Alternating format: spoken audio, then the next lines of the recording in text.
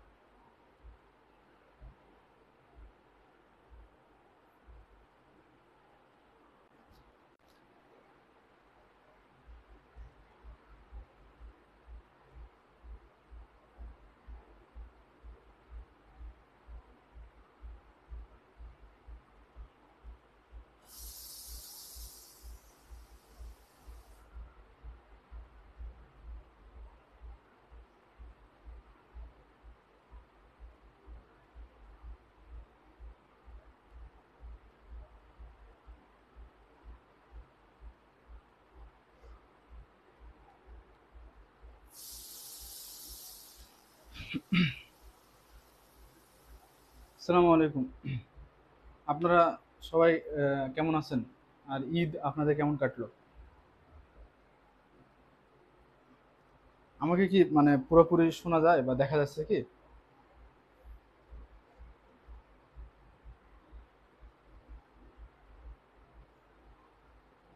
আচ্ছা, ঠিক আছে। আজকে আমি আপনাদের যে টপিকসটা পড়াবো সেটা হলো মানবদেহ। মানবদেহের এখানে জাস্ট আমি কয়েকটা জিনিস আপনাদের একটু প্রথমে বলে দিই যে এটা কিন্তু লিখিত প্লাস প্রিলি দুটার জন্য খুবই গুরুত্বপূর্ণ। লিখিত প্লাস প্রিলিমিনারি এটা দুটার জন্য খুবই গুরুত্বপূর্ণ। প্রিলিমিনারির জন্য কয়েকটা টপিকস যেটা লাগে সেটা হলো কঙ্কালতন্ত্র,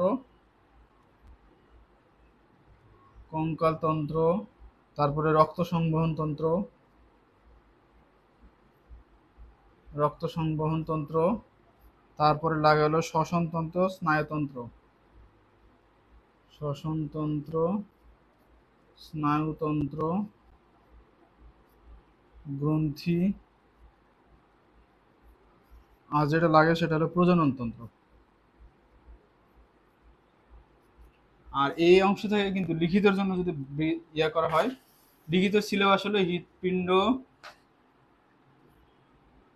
রক্ত ও রক্ত সঞ্চালন তন্ত্র, রক্তচাপ, হৃদরোগ, আর একটা হলো স্নায়ু রোগ, স্নায়ু ও স্নায়ু রোগ। এটা হলো আপনাদের লিখিত সিলেবাস আর এটা হলো প্রিলির সিলেবাস। বুঝতে পারছেন? এটা হলো সিলেবাসের কথা বলতেছি, এটা আর কি সিলেবাস। তবে এই সিলেবাসের মধ্যে সবচেয়ে বেশি গুরুত্বপূর্ণ হলো রক্ত, রক্তচাপ আর স্নায়ু। এর মধ্যে রক্তটা হলো 5 স্টার, রক্তচাপ হলো 3 স্টার, এটা হলো 2 স্টার। রক্ত থেকে প্রশ্ন আসে, আসে, আসে, আসেই। রক্তটা প্রিলি এবং রিটেনের জন্য ভালোভাবে পড়তে হবে। এখানেও সেম, রক্ত সংবহন তন্ত্রটা সবচেয়ে বেশি গুরুত্বপূর্ণ। কারণ মানবদেহ চ্যাপ্টারটা তো একটু কঠিন, মানে আমরা ইন্টারমিডিয়েটে প্রায় 1 মাস ধরে পড়তাম, মেডিকেলে 5 বছর ধরে পড়ছি। এই চ্যাপ্টারটা একটু কঠিন, এই জন্য কনসাইজ করে একটু শর্ট না করলে আসলে এটা এটা পারা মুশকিল আর কি।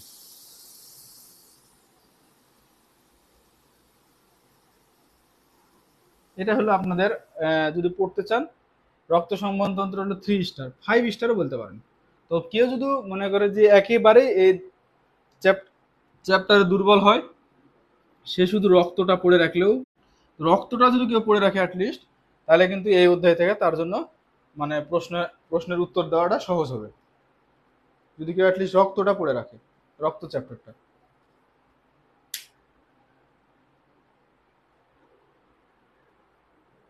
আসলে কি মানে নেটের সমস্যা হইতেছে কি, একটু যদি কেউ কমেন্ট করেন একটু বলেন তো। মানে আমার তো মনে হচ্ছে যে আহ, আমার নেটের সমস্যা।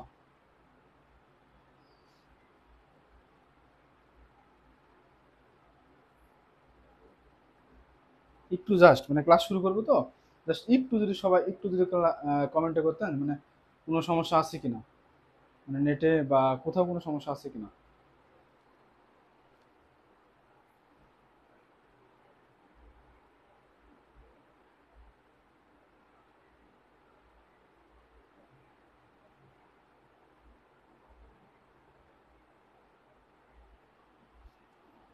আজকে মানে ঈদের পরের দিন হওয়ার কারণে একটু উপস্থিতি মনে হয় কম। আপনারা একটু কমেন্ট করেন তো, মানব দেহে হাড়ের সংখ্যা কতটি? এটা কিন্তু আসে, মানব দেহে হাড়ের সংখ্যা কতটি? 206টি। এটা যেন ভুল না হয়, মানব দেহে হাড়ের সংখ্যা হলো 206টি। এর মধ্যে কিন্তু আলাদাভাবে দিয়ে দেয় যে করটি, করটি মানে হলো মাথা, মাথার হাড়ের কথা সংখ্যা কতটি? এটা উত্তর হবে 22টি। এখানে আবার একটা ইয়া আছে বুঝছেন, আর ভার্টিব্রা বা হলো কশেরুকা, কশেরুকা অথবা ভার্টিব্রা, এর হাড়ের সংখ্যা হলো 33টি। এখানে এখানে একটা কথার প্যাঁচ আছে বুঝছেন, মাথা আর করটির মধ্যে একটা ব্যাপার আছে। এখানে মধ্যকর্ণ প্লাস ইথময়েড 29টি। অনেক সময় মাথা বলতে, মাথা যেটা বলা হয়, মাথা বলতে কিন্তু 29টা সংখ্যা বোঝায়, বা করটি বলতেও 29টা হাড়ের সংখ্যা বোঝায়। একদম এক্সাক্ট হাড় হলো 22টি বুঝছেন, কিন্তু এই মধ্যকর্ণটাকে অনেক সময় মাথার বাইরে ধরা হয়। মধ্যকর্ণ আর ইথময়েড বোন, এই দুইটা বোনটাকে, মধ্যকর্ণের হাড় আছে হলো 6টা আর ইথময়েড বোন হলো একটা, এই হলো 7টা। তো এই মাথার এই 22টার সাথে যোগ হলো এই 7, 22-এর সাথে 29টা, অনেক সময় উত্তর 29টাও থাকে বুঝছেন। কিন্তু যদি উত্তর 22টা থাকে তাহলে এটাই মারবেন। যদি উত্তর 29টা থাকে তাহলে, যদি 22টা না থাকে সেক্ষেত্রে 29টা মারবেন। এখানে এই জিনিসটা ক্লিয়ার করে দিই আপনাদের।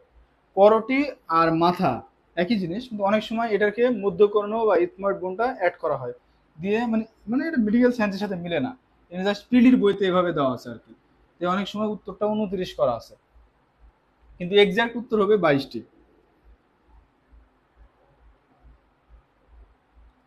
মানে যদি দেখেন যে না, এই 22 নাই অপশনে, 29 আছে, সেক্ষেত্রে কিন্তু 29 মেরে দেন, 29 মারবেন আর কি, সেটা বলতেছিলাম।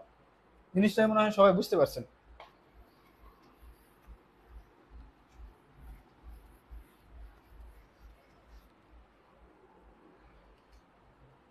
মানবদেহের সবচেয়ে বড় অস্থির নাম কি? এটা একটু করেন তো। Femur, femur. এই ফিমারটা হলো মানুষের এই কোমর থেকে হাঁটু পর্যন্ত, এটা হলো ফিমার বলা হয়। কোমর থেকে হাঁটু পর্যন্ত যে অস্থি সেটা হলো ফিমার। আর মানবদেহের সবচেয়ে ছোট অস্থির নাম কি? এটাও আসে, গুরুত্বপূর্ণ। সেটা হলো কানের স্টেপিস। কানের একটা অস্থি আছে স্টেপিস, সেটা হলো মানবদেহের সবচেয়ে ছোট অস্থি, মানবদেহের সবচেয়ে ছোট অস্থি। এ দুটা নাম কিন্তু খুবই লাগে। মানবদেহের সবচেয়ে বড় অস্থির নাম কি? এটা একটু লেখেন তো। মানবদেহের সবচেয়ে বড় অস্থির নাম কি? এটা লিখলেই হবে। আর ছোট অস্থির নাম হলো স্টেপিস। এখানে আরো দুটা জিনিস নিয়ে সমস্যা বাঁধে, সেটা হলো সরি টেন্ডন, আর একটা হলো লিগামেন্ট। লিগামেন্ট, টেন্ডন আর লিগামেন্ট নিয়ে সমস্যাটা হয় অনেক সময়।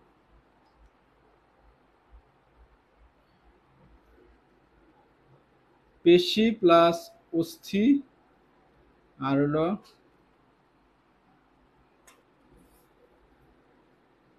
অস্থি প্লাস অস্থি। অস্থি মানে তো জানেন বোনস, মানে লিগামেন্ট হলো এমন একটা জিনিস যেটা একটা হাড়কে আর একটা হাড়ের সাথে যুক্ত করে দেয়।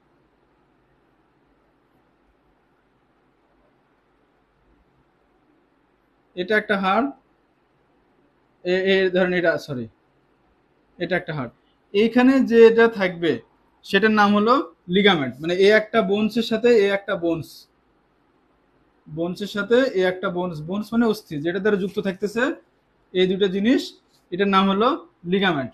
আর এই একটা মাসলের সাথে, পেশি মানে মাংস বা মাসল, একটা মাসলের সাথে একটা বোনস যেটা দিয়ে যুক্ত থাকে সেটাকে বলা হয় টেন্ডন। এখানে আপনারা একটু এটা একটু কমেন্ট করেন তো, যে একটা পেশির সাথে একটা অস্থি যার মাধ্যমে যুক্ত থাকে সেটাকে কি বলা হয়? টেন্ডন, লিগামেন্ট, তারপরে ফাসা, আর একটা হলো মনে করেন যে এই যাই হোক একটা, তো একটা পেশি আর একটা অস্থি, মানে একটা হলো মাংস আর একটা হলো হাড়, যার মাধ্যমে পরস্পরের সাথে যুক্ত থাকে তাকে কি বলা হয়? টেন্ডন না লিগামেন্ট? এটা একটু কমেন্ট করেন তো।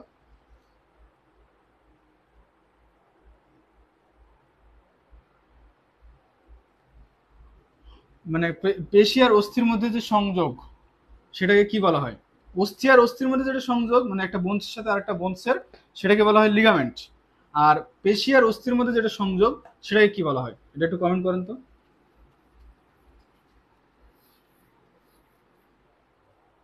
টেন্ডন। টেন্ডন আর লিগামেন্ট কিন্তু বলা, মানে ভুল করা যাবে না।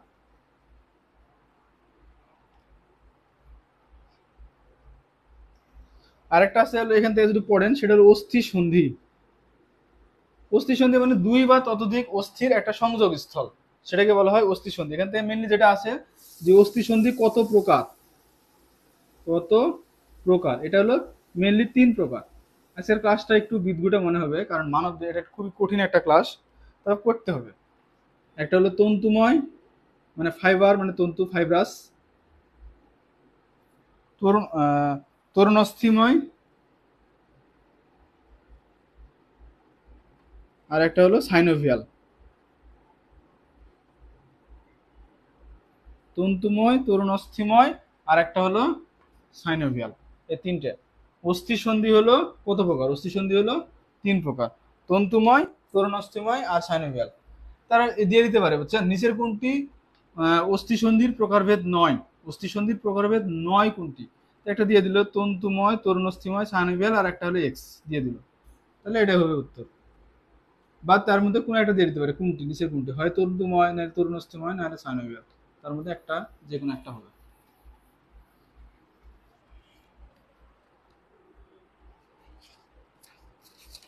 এখন যেটা মেন পড়া, রক্ত সংবহন তন্ত্র, সেটা পড়া যাব। যে একটা রক্ত দেখতেছেন, মানব, আমরা তো রক্ত সবাই চিনি। রক্তে মেনলি 2টা উপাদান থাকে। একটা হলো রক্ত রস, এটা থাকে হলো 55%। আর একটা থাকে হলো রক্ত কণিকা, এটা থাকে হলো 45%। রক্তরস, রক্তরস মানে রক্তের যে জলীয় অংশ, মানে রক্তের মধ্যে যে পানিটুকু আছে, বাংলায় বললাম, মানে রক্তের যে পানি, রস মানে পানি, এটা হলো রক্তরস। আর রক্তকণিকা মানে রক্তের যে উপাদানগুলো আছে, সেটাকে বলা হচ্ছে রক্তকণিকা। এটা আবার 3 ধরনের আছে। একটা হলো লোহিত রক্তকণিকা, লোহিত রক্তকণিকা, একটা আছে হলো শ্বেত রক্তকণিকা, আর একটা হলো অনুচক্রিকা। এখানে অনেকে হয়তো বা সায়েন্সের স্টুডেন্ট নাই। লোহিত রক্তকণিকা মানে রেড, রক্ত মানে হলো ব্লাড, আর কণিকা মানে কোষ বা সেল। শ্বেত মানে হোয়াইট, ব্লাড সেল, এটাকে বলা হয় আরবিসি, এটাকে বলা হয় ডাব্লিউবিসি। আর অনুচক্রিকাকে বলা হয় প্লেটলেট। প্লেটলেট, অনুচক্রিকাকে বলা হয় অনুচক্রিকা, অনুচক্রিকাকে বলা হয় প্লেটলেট। তাই এরকম কিন্তু প্রশ্ন আসে যে রক্তরসের পরিমাণ কত? উত্তর হলো 55%। মানবদেহে রক্তরসের পরিমাণ কত? 55%। এটা কিন্তু গুরুত্বপূর্ণ। আমাদের শরীরের যে ওজন, আমাদের শরীরের যে ওজন, এটা গুরুত্বপূর্ণ। ওজনের 7% রক্ত থাকে ইউজুয়ালি। মানুষের শরীরের ওজনের 7% রক্ত থাকে সাধারণত, এটা হয় 5 থেকে 6 লিটার। আর আরেকটা জিনিস খুব লাগে, এটা একটু পড়বেন, মানে ভাঙ্গা ভাঙ্গা তথ্য, এগুলা একটু মানে মুখস্থ টাইপ করতে হবে। রক্তের পিএইচ কত? এটা একটু কেউ লিখেন তো, কমেন্ট করেন তো, যে রক্তের পিএইচ কত। কিন্তু জানার কথা এটা, এটা কিন্তু খুবই গুরুত্বপূর্ণ। রক্ত, রক্তর পিএইচ লাগবে, মূত্র লাগবে, চোখের জলের লাগবে, এই 3টা লাগে। ওটা পরে, মানে যেদিন অম্লক্ষার লবণ পড়াবো সেদিন এটা পড়াই দেবো। রক্তের পিএইচ কত? 7.45 থেকে, সরি, 7.35 থেকে 7.45। এটা হলো রক্তের পিএইচ। এখান থেকে একটু বলতে পারেন তো যে আপনারা, যে রক্ত অম্লীয় না ক্ষারীয়? অম্লীয় না ক্ষারীয়, এটা একটু বলেন। মানে এগুলো লাগে আর কি, মানে আসে। এটা রক্ত হলো ক্ষারীয়। অম্ল ক্ষারক যেদিন পড়াবো সেদিন বিষয়টা একটু ডিটেলস বলে দেব। একটা শুধু আজকে মনে রাখেন যে রক্ত হলো ক্ষারীয় এবং ঈষৎ ক্ষারীয়। অনেক সময় দিয়ে দেয় ঈষৎ, ঈষৎ মানে হালকা ক্ষারীয়, ঈষৎ মানে হালকা, হালকা ক্ষারীয়। তাহলে রক্তের পিএইচ হলো কত? পিএইচটা একটু কমেন্ট করেন। আর রক্ত অম্লীয় না ক্ষারীয় এটা একটু কমেন্ট করেন। রক্তের পিএইচ এটা মুখস্থ করা লাগবে একদম। রক্তের পিএইচ কত, এটা পিএইচ কত এটা একদম মুখস্থ করার জিনিস। এবং রক্ত সেটা অম্লীয় না ক্ষারীয় সেটাও একটু মুখস্থ করা লাগবে। মুখস্থ না, পিএইচ জানলে সেটা পারবেন।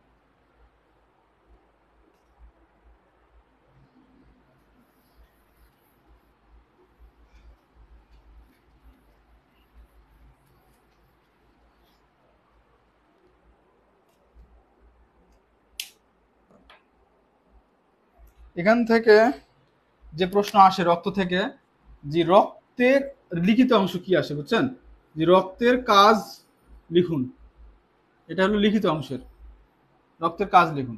তো এখানে আপনারা রক্তের কাজ লিখলে দুই ভাবে ভাগ করে লিখবেন। একটা হলো রক্ত রসের কাজ, আর একটা হলো রক্ত কণিকার কাজ। দুটো অংশ আলাদা। এটা সাধারণত 5 মার্কের থাকে এরকম প্রশ্ন। রক্ত রসের কাজ লিখবেন আলাদাভাবে, রক্ত কণিকার কাজ আলাদাভাবে লিখবেন। প্রথমে আমরা যেটা পড়াবো সেটা হলো রক্ত রসের কাজ। এটা একটু ছোট, রক্ত রসের কাজ অল্প একটু।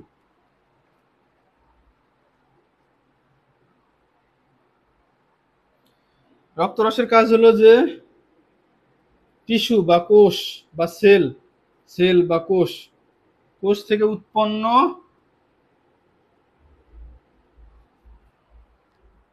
লিখিত আসলে কিন্তু রক্তরস এবং রক্তকণিকা দুটার কাজই লিখবেন। উৎপন্ন কার্বন ডাই অক্সাইড ফুসফুসে নিয়ে যায়, ফুসফুসে নিয়ে যায়। টিস্যু বা সেল বা কোষ থেকে উৎপন্ন বর্জ্য পদার্থ, বর্জ্য পদার্থ রেচন করার জন্য, রেচনের জন্য বৃক্ক, বৃক্ক বা কিডনিতে নিয়ে যায়, কিডনিতে নিয়ে যায় প্রস্রাব আকারে বের করে দেয় দেহ থেকে। তাহলে বর্জ্য পদার্থ মানে কোন প্রক্রিয়া দেহ থেকে বের হয়, মানে দেহের মধ্যে যে বর্জ্য পদার্থ থাকে সেটা বের করে কে? রক্ত রস। কোন প্রক্রিয়া, কোন ভাবে? রেচনের জন্য, মানে কিভাবে রেচনের জন্য, কোন অঙ্গ দিয়ে? কিডনি বা বৃক্ক দিয়ে। বর্জ্য পদার্থ কোন অঙ্গ দিয়ে বের হয়? কিডনি দিয়ে। মেনলি ওটা আসবে না, প্রশ্ন যেটা আসে যে রক্তের বর্জ্য পদার্থ বের করা কার কাজ? রক্তরস, লোহিত রক্তকণিকা, শ্বেত রক্তকণিকা, অনুচক্রিকা। তাহলে উত্তর হবে রক্ত রসের কাজ। রক্ত থেকে উৎপন্ন যে কার্বন ডাইঅক্সাইড, মানে টিস্যু থেকে উৎপন্ন কার্বন ডাইঅক্সাইড ফুসফুসের মাধ্যমে দেহের বাইরে নিয়ে যায় কে? রক্ত রস। বর্জ্য পদার্থ দেহের বাইরে নিয়ে যায় কে? রক্ত রস। এই যে মানব দেহে যে হরমোন গুলো আছে, এই হরমোন যেখান থেকে উৎপন্ন হইতেছে, গ্রন্থি থেকে, ওই গ্রন্থি থেকে উৎপন্ন হইতেছে, সেখান থেকে বিভিন্ন কোষে নিয়ে যাচ্ছে, সেটা কে করতেছে? রক্ত রস।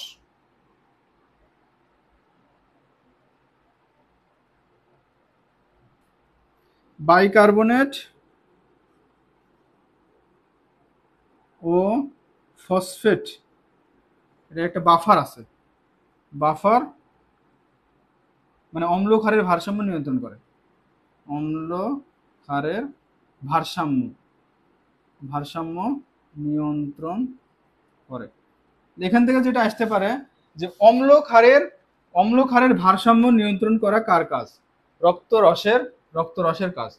তাহলে রক্ত রসে কোন ধরনের বাফার ক্রিয়া বিদ্যমান থাকে, মানে দেহের বাফার ক্রিয়া করে কে? সেটা হলো রক্তরস।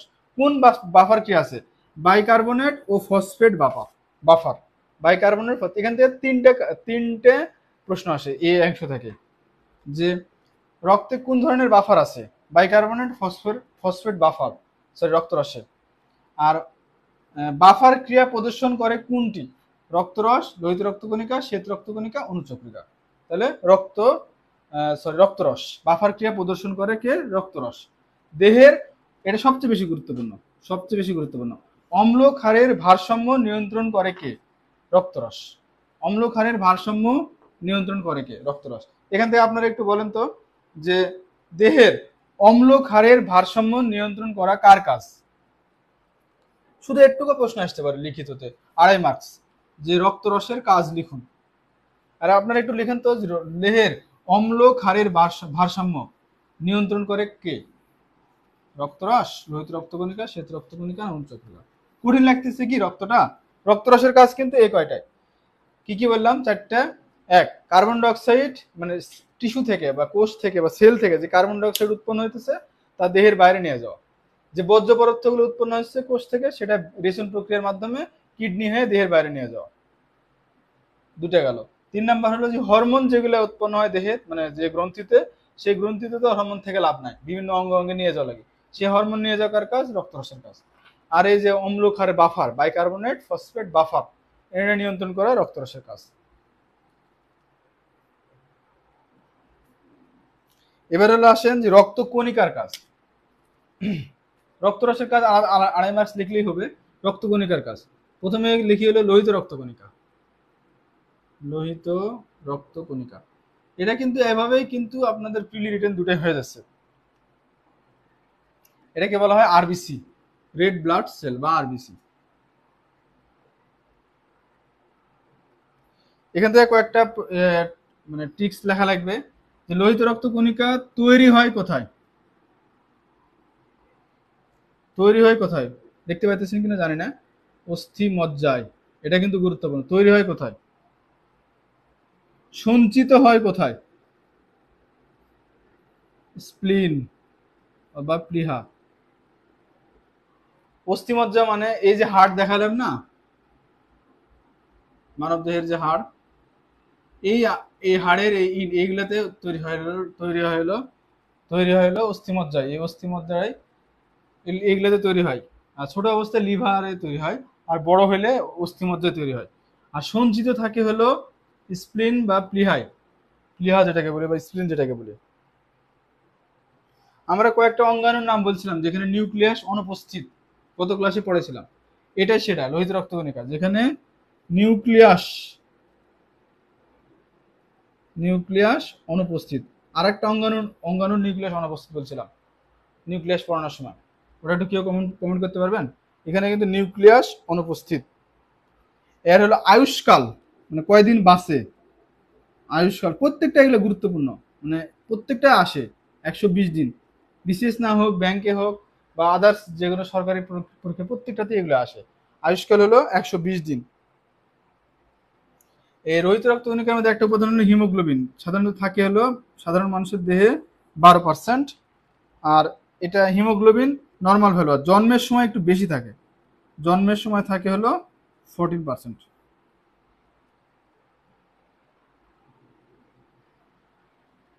এই কয়টা লাগবে। তাহলে হলো লোহিত রক্তকণিকার সঞ্চিত থাকে কোথায়, এটা একটু কমেন্ট করেন তো, যে লোহিত রক্তকণিকা কোথায় সঞ্চিত থাকে। এখানে কয়েকটা প্রশ্ন আছে। এই লোহিত রক্তকণিকায় একটা উপাদান থাকে যার নাম হলো হিমোগ্লোবিন। লোহিত রক্তকণিকায় এইচবি হিমোগ্লোবিন থাকে, এটা মনে রাখবেন। লোহিত রক্তকণিকায় হিমোগ্লোবিন থাকে।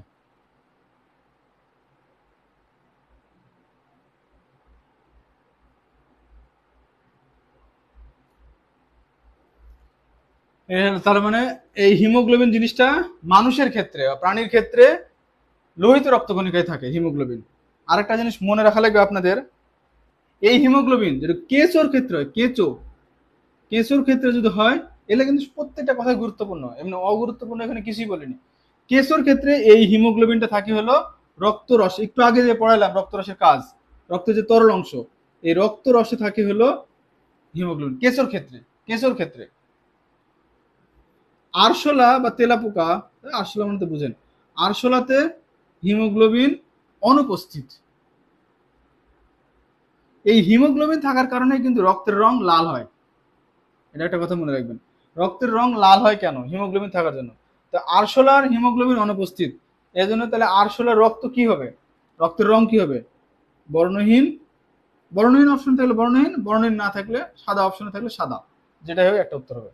তাহলে আরশোলা রক্তে নিচের কোন প্রাণীর রক্তে হিমোগ্লোবিন অনুপস্থিত?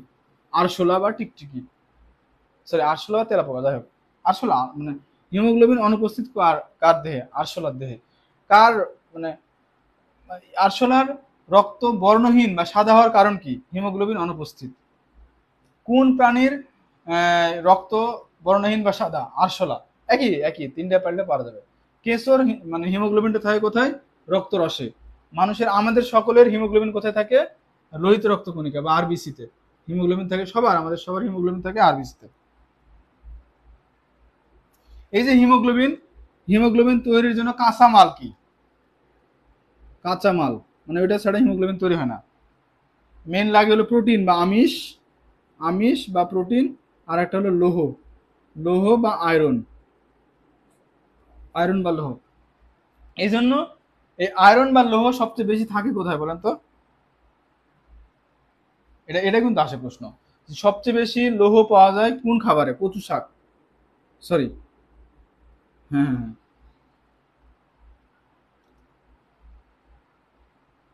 এই আয়রন বা লৌহ পাওয়া যায় হলো কচু শাকে, কচু শাক। এই জন্য অনেক সময় দেখেন যে যেসব, হ্যাঁ, এই হিমোগ্লোবিন কমে যাওয়াকে কি বলে? হিমোগ্লোবিন কমে যাওয়াকে বলা হয়, কমে যাওয়া যে অসুখ তাকে বলা হয় অ্যানিমিয়া।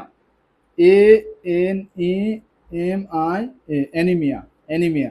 এই জন্য যদি বলা হয় অ্যানিমিয়া রোগের যারা রোগী তাদের কি কমে যায়? কি কমে যায়? হিমোগ্লোবিন কমে যায়। অ্যানিমিয়ার যারা রোগী তাদের কি কমে যায়? হিমোগ্লোবিন কমে যায়। এই জন্য হিমোগ্লোবিনে, হিমোগ্লোবিন বাড়াতে কি কি দরকার? একটা হলো আমিষ আর একটা হলো লৌহ বা আয়রন। তো অ্যানিমিয়ার পেশেন্টদের কি কি দেওয়া হয়? কচু শাক দেওয়া হয় খেতে, মানে কচু শাক প্রেফার করে, যাতে মানে মানুষের দেহের যে লৌহর ঘাটতি হয় কেন বা আয়রনের ঘাটতি হয় কেন? কচু শাকের অভাব হলে।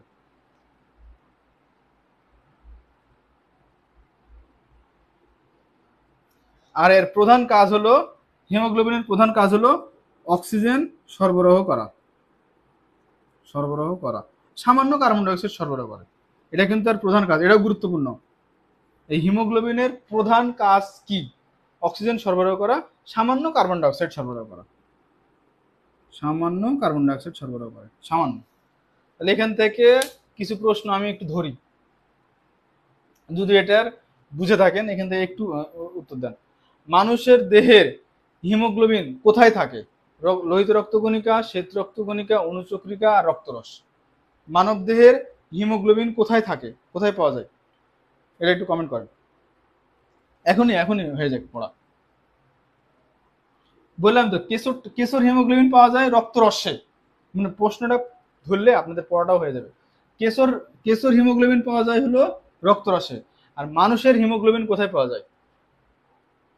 হ্যাঁ হ্যাঁ, লোহিত রক্তকণিকায়। মানবদের হিমোগ্লোবিন লোহিত রক্তকণিকায়। আমাদের যে রক্তের রং লাল, এর কারণ কি? হিমোগ্লোবিনের কারণে। হিমোগ্লোবিন অনুপস্থিতকার আরশোলার, এই কারণে আরশোলার রক্ত হলো বর্ণহীন। একটা বলেন যে মানুষের শরীরের রক্ত শূন্যতা বা হিমোগ্লোবিন কমে যাওয়া বা আরবিসি কমে যাওয়াকে কি বলে? এটা উত্তর দেন। হিমোগ্লোবিন কমে যাওয়া বা আরবিসি বা রক্ত শূন্যতা হওয়াটাকে কি বলে?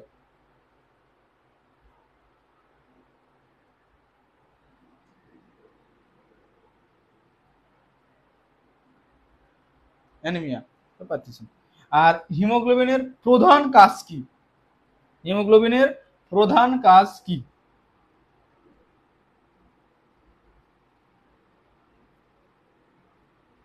হিমোগ্লোবিনের প্রধান কাজ কি? আর লোহিত রক্তকণিকার আয়ুষ্কাল কত? লোহিত রক্তকণিকার আয়ুষ্কাল কতদিন? 120 দিন না দিয়ে আবার 4 মাসও দিতে পারে, একই কথাই। 4 মাস বা 120 দিন। তাহলে এবার বলেন যে লোহিত রক্তকণিকা সঞ্চিত তো হয় প্লিহায় বা স্প্লিনে, তৈরি হয় কোথায়? লোহিত রক্তকণিকা তৈরি হয় কোথায়?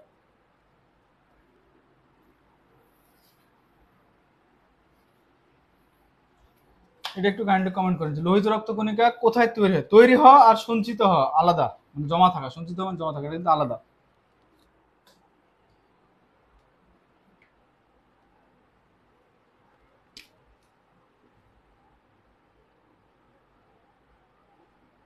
এবার একটা পড়ায়, সেটা হলো শ্বেত রক্তকণিকা। শ্বেত রক্ত কণিকা, এটাকে বলা হয় হোয়াইট ব্লাড সেল বা ডাব্লিউবিসি। এই যে আরবিসি আর ডাব্লিউবিসির অনুপাতটা দিয়ে দেয় 700:1। আরবিসি যদি 700টা থাকে, ডাব্লিউবিসি থাকে হলো একটা। এই লোহিত রক্তকণিকার কাজ, সরি শ্বেত রক্তকণিকার কাজ কি যদি আসে, রিটেন আসতে পারে 2.5 মার্কসের প্রশ্নে, যে শ্বেত রক্তকণিকার কাজ কি। Phagocytosis, phagocytosis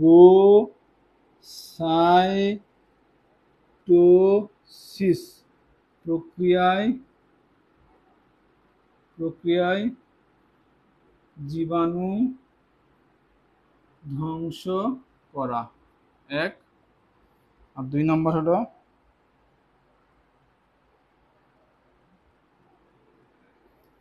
blood cancer. Cancer মানে হলো লিউকেমিয়াতে ডাব্লিউবিসি কাউন্ট বেড়ে যায় অনেক গুণ। আর এইডসে ডাব্লিউবিসি কাউন্ট যেটা অনেক গুণ কমে যায়। এখান থেকে 11টা জিনিস জানলে আপাতত হবে।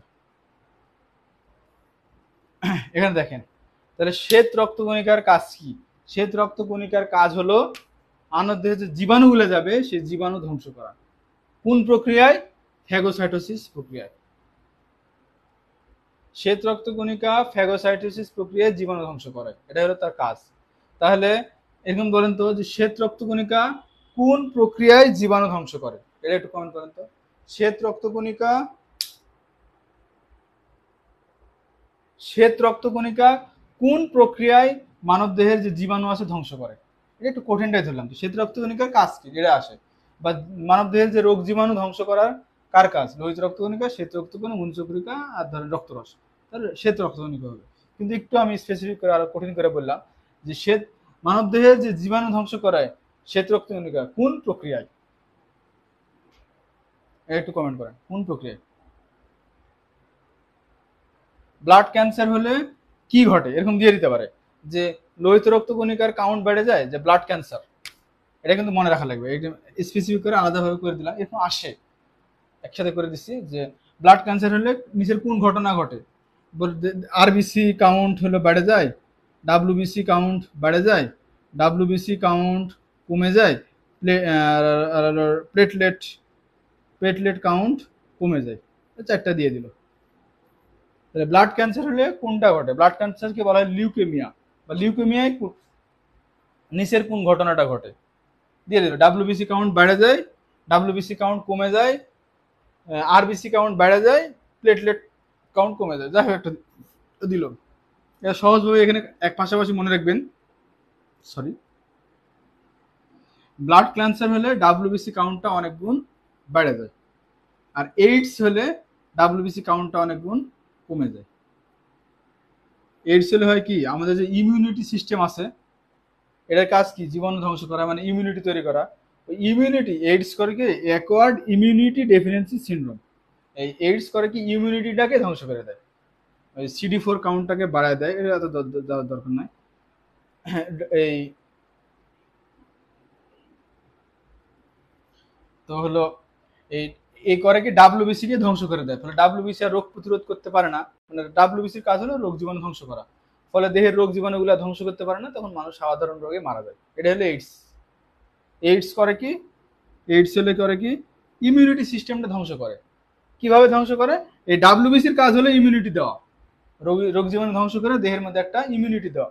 তো এই ডাব্লিউবিসিকেই ধ্বংস করে দেয়, তাহলে ওই ডাব্লিউবিসির ইমিউনিটি দিতে পারে না, ফলে মানুষ সাধারণ রোগে মারা যায়। তাহলে এইডস হলে কি হয়? ডাব্লিউবিসি কাউন্ট কমে যায়, দিয়ে দেবে ডাব্লিউবিসি কাউন্ট বেড়ে যায় কমে যায়, আরবিসি কাউন্ট বেড়ে যায় কমে যায়, প্লেটলেট কাউন্ট বেড়ে যায়, একটা দিয়ে দিবে। এইডস হলে এই দুটো একটু কমেন্ট করেন তো। এইডসে ডাব্লিউবিসি কাউন্ট কমে, আর ব্লাড ক্যান্সার হলে ডাব্লিউবিসি কাউন্ট হলো বাড়ে। এটা একটু কমেন্ট করেন। মানে ওই আলাদা আলাদা ভাবে পড়লে মনে থাকবে না, একসাথে করে নেবেন মনে থাকবে।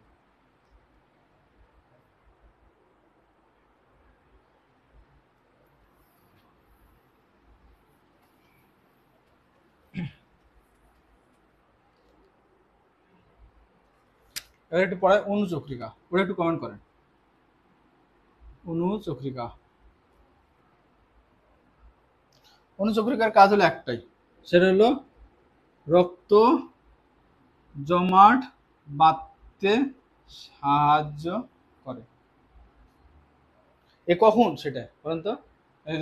রক্ত যখন দেহের মধ্যে থাকে তখন না, যখন রক্ত আমাদের কাটে যায়, হাত পা কাটে যায়, কাটে গেলে যে রক্ত পড়তেছে সেই রক্ত পড়া বন্ধ করতে রক্ত জমাট বাঁধতে সাহায্য করে। না এমন না যে দেহের মধ্যে যে রক্ত আছে সে রক্ত জমাট বাঁধতে সাহায্য করে, তাহলে তো মানে মরে যেত মানুষ। দেহের মধ্যে যে রক্ত আছে সেটা তরল অবস্থায় থাকে, যদি জমাট বেঁধে যায় না মানুষ সাথে সাথে মরে যাবে। তো মানুষ যখন হাত পা কাটে যায়, কাটে গেলে রক্ত পড়া যেটা পড়ে সেই পড়া বন্ধ করতে সাহায্য করা হলো অনুচক্রিকা।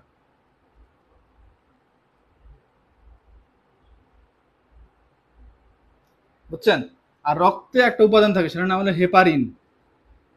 হেপারিন, এটা কিন্তু খেয়াল করবেন। আমাদের কাইটে গেলে কেটে গেলে কেটে গেলে কেটে গেলে রক্ত জমাট বাঁধতে সাহায্য করে। হেপারিন কি করে? রক্ত জমাট বাঁধতে বাধা দেয়। আমাদের যে রক্ত আছে না সবসময় তরল থাকে, কঠিন তো হয়ে যেত, যায় না কেন? এই হেপারিন থাকার কারণে রক্ত দেহের মধ্যে জমাট বাঁধে না, দেহের মধ্যে জমাট বাঁধে না। বিষয়টা ক্লিয়ার কি? বিষয়টা কি ক্লিয়ার? আমাদের কোথাও কেটে গেলে রক্ত জমাট বাঁধতে সাহায্য করে কে? অনুচক্রিকা। আর হেপারিন থাকার কারণে দেহের মধ্যে রক্ত জমাট বাঁধে না।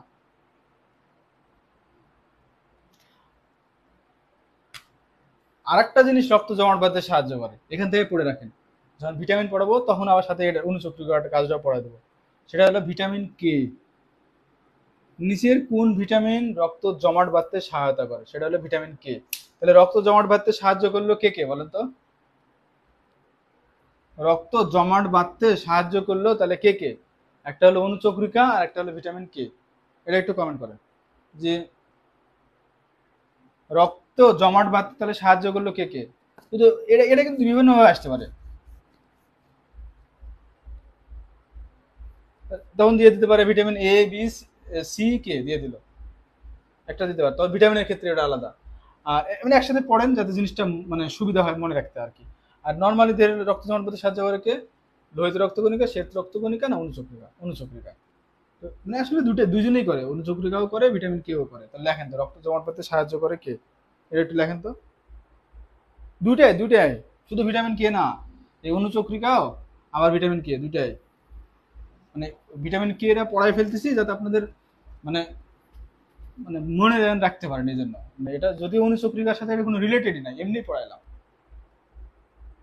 হ্যাঁ, প্লেটলেট প্লাস ভিটামিন কে। রক্ত জমাট বাঁধার জন্য এই যে অনুচক্রিকা 4 জনের সাহায্য নেয়। কয়জনের? 4 জন।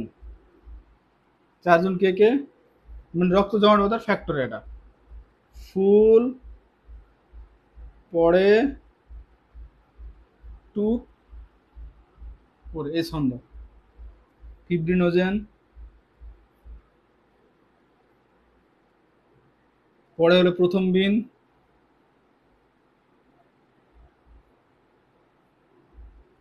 টুপ মানে ট্রিপ্টোফ্যান, সরি সরি সরি টুপ মানে টিস্যু থ্রম্বোপ্লাস্টিন, পরে হলো ক্যালসিয়াম। বুঝছেন জিনিসটা? ফুল পরে টুপ করে। ফুলতে হলো ফিব্রিনোজেন, পরেতে হলো প্রথম বিন, টুপ পরে মানে টিস্যু থ্রম্বোপ্লাস্টিন, পরে হলো ক্যালসিয়াম। তাহলে রক্ত জমাট বাঁধতে সাহায্য করলো কারা কারা? ওইদিকে কে করলো? প্লেটলেট বা অনুচক্রিকা করলো, প্লাস ভিটামিন কে করলো, এই দুটা করলো। এই প্লেটলেট আবার করলো কে কে? ফিব্রিনোজেন, প্রথম বিন, টিস্যু থ্রম্বোপ্লাস্টিন আর হলো ক্যালসিয়াম। বুঝছেন?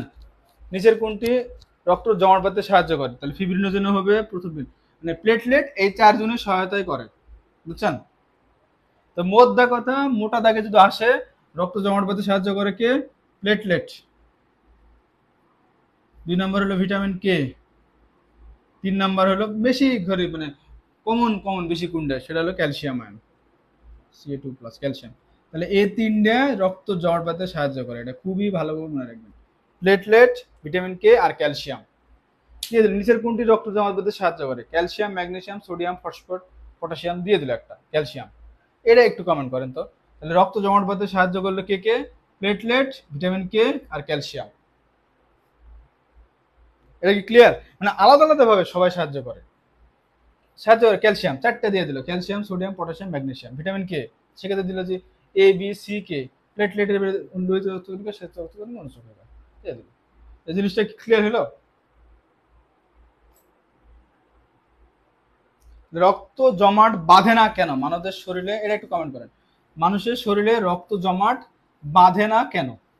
আমাদের যে শরীর আছে, শরীরের মধ্যে রক্ত কেন জমাট বাঁধে না, এটা একটু বলেন তো, এটা একটু কমেন্ট করেন তো। এখানে কিন্তু 4টে আয়, মানে ফুল পরে টুপ করে 4টে আয়, মানে ফিব্রিনোজেন, প্রথমে টিস্যু থ্রম্বোপ্লাস্টিন আর ক্যালসিয়াম। কিন্তু ম্যাক্সিমাম ক্ষেত্রে ক্যালসিয়ামটাই দেয় পরীক্ষায়। এই জন্য আলাদাভাবে একদম বলে দিলাম যে প্লেটলেট, ক্যালসিয়াম, ভিটামিন কে। আমাদের দেহে রক্ত জমাট বাঁধে না কেন, এটা একটু কমেন্ট করেন।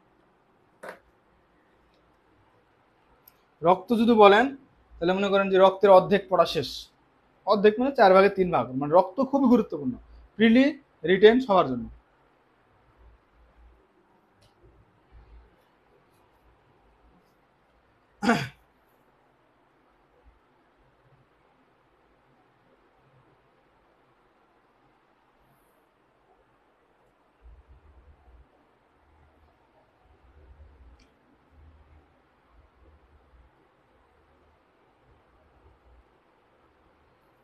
এবার আমার আমার কি মানে এ পর্যন্ত যতটুকু মানে পড়াইছি মনে মানে মানে পারা যাবে তো নাকি, একটু কমেন্ট করেন তো। মানে এ পর্যন্ত যতটুকু পড়াইলাম ওটা কি পারা যাবে? মানে অনেকে আছে বিজ্ঞানের না, তাদের জন্য একটু কঠিন হয়ে যাবে। তা মানে সবাইকে নিয়ে বলতেছি, মানে এখন পর্যন্ত যতটুকু পড়ানো হলো অতটুকু কি ক্লিয়ার কিনা, মানে পারা যাবে কিনা আর কি। মানে মানব দেহ জিনিসটাকে একটু মুখস্থ করতে হয়। নতুন একটা শব্দ হেপারিন, হেপারিন মনে থাকবে না মুখস্থ করালে। আচ্ছা ঠিক আছে। একটা হলো আমরা এবার পড়াবো হলো রক্তের গ্রুপ, এবি রক্তের গ্রুপ। রক্তের গ্রুপ হলো 4টা, A B, A B O. Group কিন্তু আবার হেলাফেলা করেন না, এখান থেকে প্রশ্ন আসে কিন্তু। এখান থেকে আসে সর্বজনীন দাতা, সর্বজনীন দাতা আর সর্বজনীন গ্রহিতা। এটা তো সবাই জানেন, সর্বজনীন দাতা কে, ও। সর্বজনীন গ্রহিতা কে, এ বি। দেখেন আমি এটা মনে রাখতাম এভাবে যে যে দান করে, দান করতে করতে দান করলে কমে যায় মানুষের, দান করতে করতে একদম জিরো হয়ে গেছে, হ্যাঁ একদম জিরো হয়ে গেছে, বুঝছেন না? এই জন্য সর্বজনীন দাতা হলো ও। আর যে গ্রহণ করে সে আসতেই বাড়ে, আসতেই বাড়ে। তো এ বি, এও আছে, বিও আছে, ও আছে, সব আছে, এ বি। মনে রাখতাম, মানে পরীক্ষার রুমে যেন ভুল না হয় এই জন্য। আর রক্তের গ্রুপ যে আবিষ্কার করছে কে হলো, ল্যান্ড স্টেইনার, ল্যান্ড স্টেইনার। রক্তের গ্রুপ আবিষ্কার করছে হলো ল্যান্ড স্টেইনার।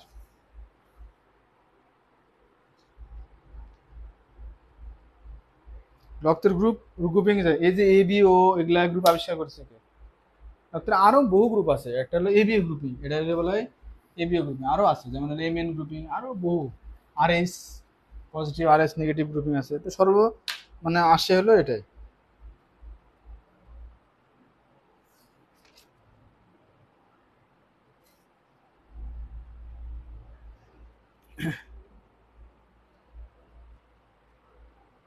এটা কি মানে পড়াই দেবো ভিতরে যে এ কি করে সর্বজনীন দাতা হলো, সরি এ বি, আর ও কি করে সর্বজনীন গ্রহিতা হলো, এটা কি পড়াই দেবো?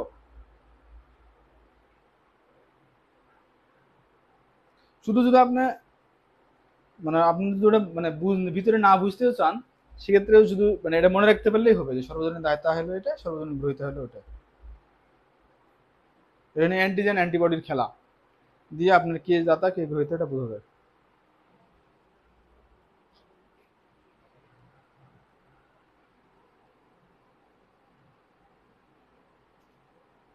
হার্ট, হার্ট কিন্তু পিলিতে খুব একটা আসে না, রিটেনে আসে। মানুষের হার্ট কয়টা? একটা। আর ক্যাটল ফিশ যেটা আছে, ক্যাটল ফিশ একমাত্র প্রাণী যাদের হার্ট আবার 3টে। হার্ট হলো 3টে। হার্ট হলো 3 স্তর বিশিষ্ট পেশি দ্বারা গঠিত। তিন স্তরের পেশি থাকে হার্টে।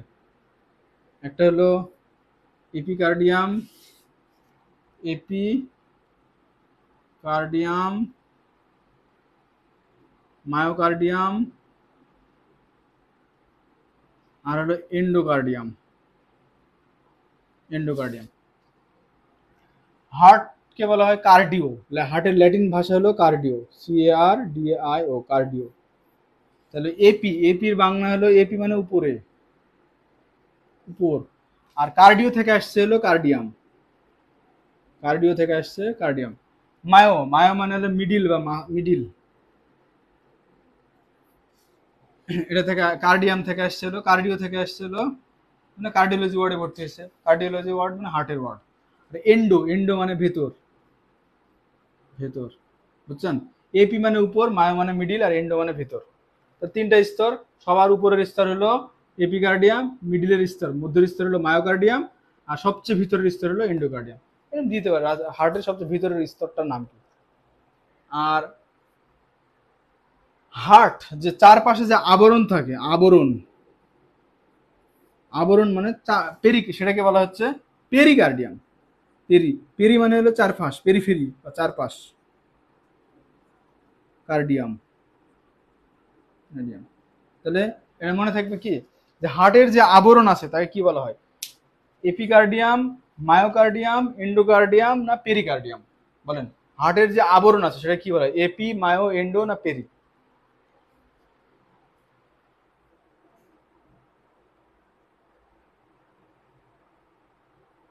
হার্টের যে আবরণ আছে সেটাকে কি বলা হয়? এপিকার্ডিয়াম, মায়োকার্ডিয়াম, এন্ডোকার্ডিয়াম না পেরিকার্ডিয়াম?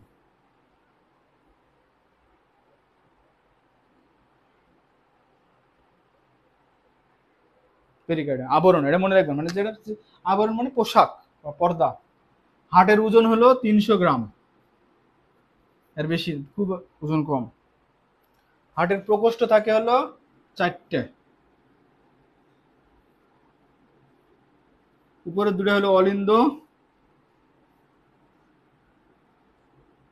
আর নিচের দুটো হলো নিলয়। এটা ডান, এটা বাম অলিন্দ, বাম নিলয়, বাম নিলয়। হাঁসের প্রেসার সাধারণত থাকে হলো 120/80, এর বেশি হলে ওটাকে বলা হয় উচ্চ রক্তচাপ। উচ্চ, এর বেশি না। এই যে প্রেসার মাপার যন্ত্রের নাম হলো স্ফিগ স্ফিগমোম্যানোমিটার। মানে তাহলে হার্টের প্রেসার মাপার যন্ত্রের নাম কি, একটু লেখেন। Sphygmomanometer, sphygmomanometer. এই 120টা হলো সিস্টোল, মানে হার্ট যখন সংকুচিত হয় তখন যে প্রেসার দেয় সেটা হলো 120, এটাকে বলা হয় সিস্টোল। তাহলে হার্টের সিস্টোলিক প্রেসার কত? 120, 120 মিলিমিটার। এই যে হাইডারগ্রাম, এই যে মানে হলো হাইডারগ্রাম বা পারদ, 120 মিলিমিটার পারদ। আর হার্টের যে ডায়াস্টল, যখন হার্ট প্রসারিত হয় তখন প্রেসার হলো ডায়াস্টলিক, 80, 80 মিলিমিটার পারদ চাপ। এইচজি মানে হলো এইচজি মানে হলো HYDER, হাইড্রার গ্রাম, যার বাংলা হলো পারদ। তাহলে 80/100, হার্টের সিস্টোলিক প্রেসার হলো 120 মিলিমিটার হাইড্রাগ্রাম, আর হলো 80 মিলিমিটার হাইড্রাগ্রাম বা 80 মিলিমিটার পারদ চাপ। হার্টের যে প্রেসার মাপার যন্ত্রের নামটা একটু লেখেন।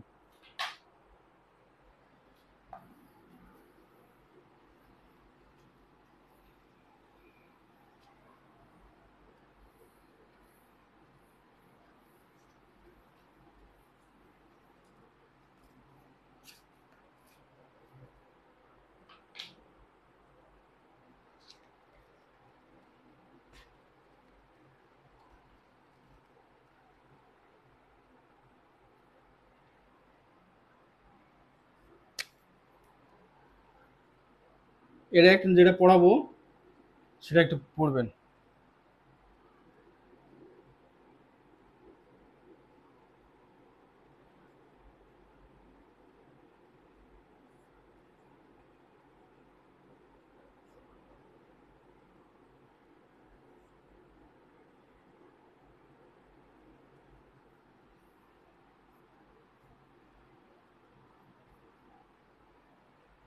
এরকম প্রশ্ন আসে, বুঝছেন? ধমনী সরি ধমনী ও শিরার মধ্যে পার্থক্য লিখুন। এরকম প্রশ্ন রিটেনে আসে, ধমনী ও শিরার মধ্যে পার্থক্য লিখুন। এখান থেকে রিটেনে আসে, কিন্তু এখান থেকে প্রিলিতে অনেক বড় উপকার হয় এই একটা টপিক থেকে। ধমনী ও শিরার মধ্যে পার্থক্য লিখুন। রিটেন পড়াইতেছি বলে ভাবেন না আমি প্রিলি পড়াবো না, প্রিলি সব পড়াই দেবো, সব। তাহলে এটা কি? এটা হলো ধমনী, আর এটা হলো শিরা, এটা হলো হার্ট।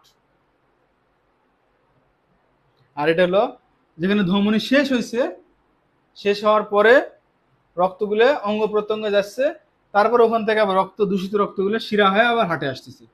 মানে ধমনীর শেষে কৌশিক জালিকা আছে। কৌশিক জালিকা মানে হলো ধমনী যেখানে শেষ হয়েছে হয় একটা একদম চিকন, মানে জালের মতন একটা করে নালী হয়েছে। মানে এটা ধরেন ধমনী মোটা নালী, মোটা নালী ভাগে আস্তে আস্তে চিকন নালী হয়েছে, আরো চিকন হয়েছে। কৌশিক জালিকা মানে একদম দেখা গেল যে মানে একদম চিকন চিকন চিকন চিকন নালী হয়ে গেছে। এটাই হলো কৌশিক জালিকা। ওখান থেকে একদম মেন যেটা অঙ্গ বা অঙ্গ প্রত্যঙ্গে রক্ত চলে যায়, জালের মতন অংশ। মানে ধমনীর শেষ হয়েছে কৌশিক জালিকা দিয়ে। বুঝতে পারছেন তো জিনিসটা? তাহলে ধমনী ও শিরার মধ্যে পার্থক্য কয়েকটা আছে। একটা হলো রক্তের গতি। তাহলে কি হয়?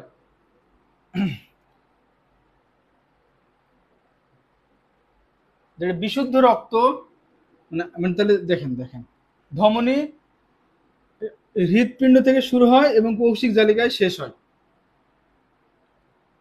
আর শিরা কৌশিক জালিকায় শুরু হয় এবং হৃৎপিণ্ডে শেষ হয়। কথাটা তো বুঝতে পারছেন কি? এখান থেকে রক্তের গতি মানে আর সমাপ্তি, মানে ধমনী শুরু হয় হৃৎপিণ্ড থেকে, তার সমাপ্তি হয় কোথায়? কৌশিক জালিকায়। একইভাবে শিরা বা ভেইন, আর ধমনী বা আর্টারি, মনে রাখার বুদ্ধি। এই ছবিটা আঁকায় নিলে কিন্তু আপনি এই পয়েন্টগুলো বের করে লিখে ফেলতে পারবেন রিটেনে। ধমনী বা আর্টারি শুরু হয় হৃৎপিণ্ডে, শেষ হয় কৌশিক জালিকায়। ভেইন বা শিরা শুরু হয় কৌশিক জালিকায়, শেষ হয় হৃৎপিণ্ডে। শেষ। তিনটা পয়েন্ট, দুটা পয়েন্ট। রক্তের ধরন, এই ধমনী করে কি? অক্সিজেন সমৃদ্ধ রক্ত কৌশিক জালিকায় পৌঁছায় দেয়। আর শিরা করে কি? কার্বন ডাই অক্সাইড সমৃদ্ধ রক্ত হৃৎপিণ্ডে পৌঁছায় দেয়। বুঝতে পারছেন রক্তের ধরন? পারবেন? তাহলে ধমনী কি করে? অক্সিজেন সমৃদ্ধ রক্ত কৌশিক জালিকা বা দেহের বিভিন্ন অঙ্গ প্রত্যঙ্গে পৌঁছায় দেয়। আর শিরা কি করে? কৌশিক জালিকা থেকে বা বিভিন্ন দেহের বিভিন্ন অঙ্গ প্রত্যঙ্গ থেকে কার্বন ডাই অক্সাইড সমৃদ্ধ রক্ত হৃৎপিণ্ডে পৌঁছায় দেয়। জিনিসটা ক্লিয়ার না? এবার রক্তের চাপ। রক্তের চাপ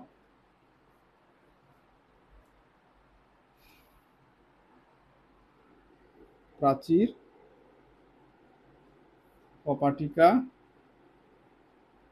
অথবা ভালভ। দেখেন এবার, এবার কোথায় আসছি? শেষ করছি কোথায়? রক্তের চাপ। তাহলে হৃৎপিণ্ড করে কি? পাম্প করে রক্তটা, এটা তো জানি। তাহলে পাম্প দিলে যে কোনো কিছু চাপ বাড়ে যায়।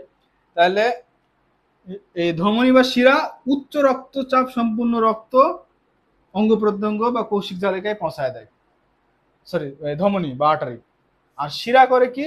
এই অঙ্গ প্রত্যঙ্গ থেকে নিম্ন রক্তচাপ সমৃদ্ধ রক্ত হৃৎপিণ্ডে পৌঁছায় দেয়। বুঝতে পারছেন কি জিনিসটা?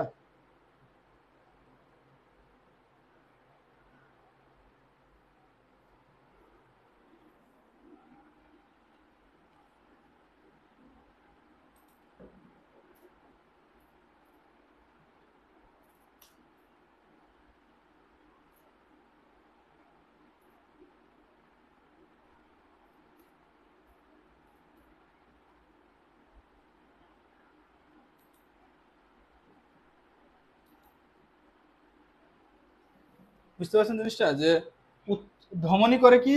হার্ট কি করে? পাম্প করে। পাম্প করে রক্তের চাপ বেড়ে যাবে। উচ্চ রক্ত সম্পন্ন রক্ত, উচ্চ চাপ সম্পন্ন রক্ত অঙ্গ প্রত্যঙ্গে পৌঁছায় দেয়। আর শিরা করে কি? নিম্ন চাপ সম্পন্ন রক্ত। তাহলে নিম্নচাপের একটা রক্ত কি হয়, যখন এই পার্টে যাচ্ছে নিম্নচাপ সমৃদ্ধ রক্ত হার্টে যাচ্ছে, হার্ট একটা পাম্পার মেশিন, ঢুকতে চায় না, তাহলে কি রক্তর এপার দিয়ে যখন যাচ্ছে একটা পাম্পার মেশিন, সব ফাঁড়ে ফুড়ে এপার দিয়ে চলে আসবে রক্ত, তাই না? আর এখান থেকে হয় কি রক্ত যাইতেই চায় না, যাইতেই চায় না হার্টের মধ্যে, একটু গেলে আবার পিছনে ব্যাক করে। এই জন্য এদের এই শিরার কপাটিকা বা ভালভ আছে। ভালভ মানে কি একমুখী একটা জিনিস, যে ঢুকে যাবে, ঢুকে যাওয়ার পরে বন্ধ হয়ে যাবে অটোমেটিক, যে পিছনে আসতে পারবে না। ভালভের গঠন এরকম, একটা এভাবে ঢুকে গেল জিনিসটা, ঢুকে যাওয়ার পরে ওই ভিতরে ঢুকে যাওয়ার পরে পিছনে আসতে দিবে না, অটোমেটিক ওই বন্ধ হয়ে যাবে। তাহলে এই ভালভ থাকে কার? শিরার।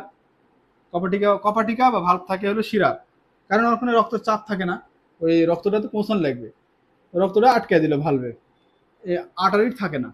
আর একটা জিনিস হলো প্রাচীর। তাহলে দেখেন আর্টারি বা ধমনী উচ্চ রক্তচাপ সম্পূর্ণ রক্ত নিয়ে যায়, তাহলে এর প্রাচীরটা হইতে হবে অবশ্যই মোটা, না হলে ফেটে যাবে।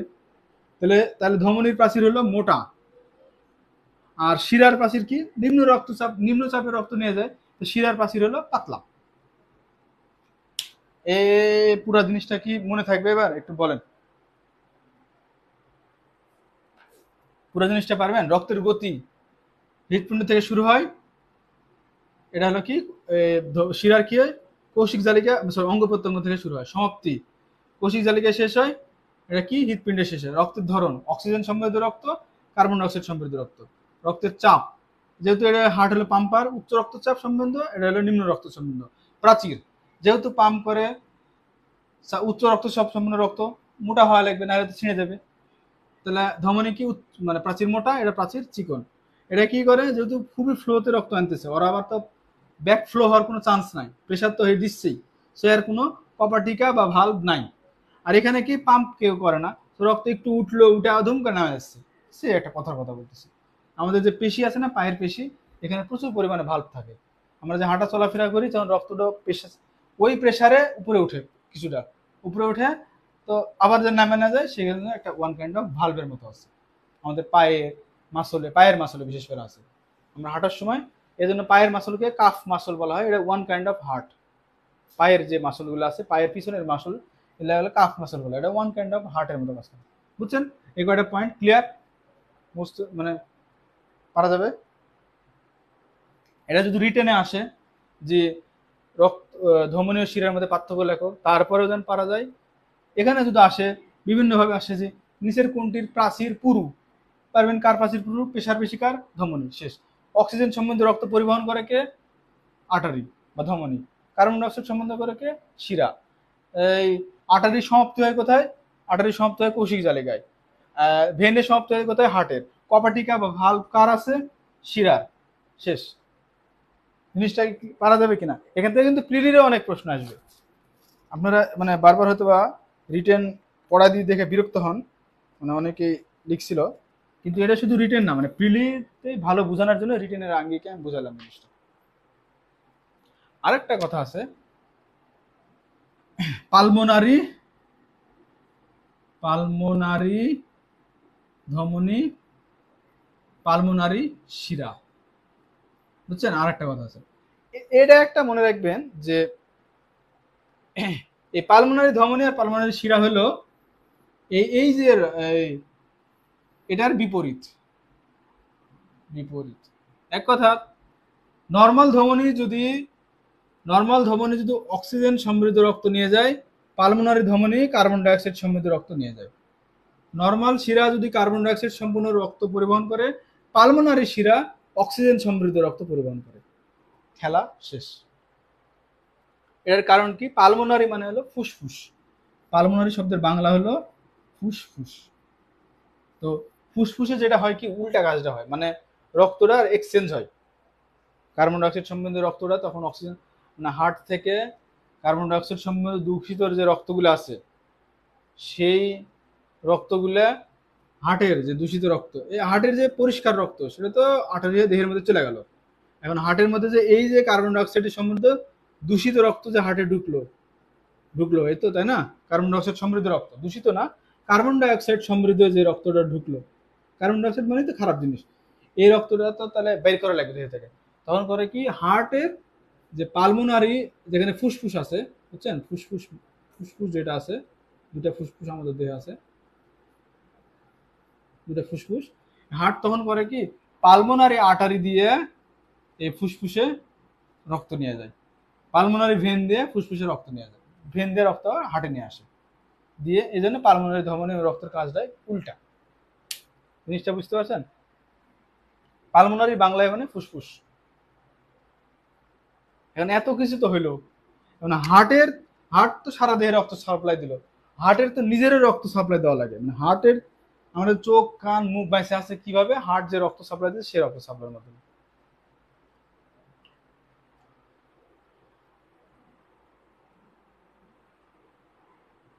এখন হার্টের নিজের তো রক্ত লাগে, এই হার্ট নিজে নিজের যে রক্ত সাপ্লাই পায় সেটাকে বলা হয় করোনারি আর্টারি বা করোনারি ধমনী। বিষয়টা ক্লিয়ার?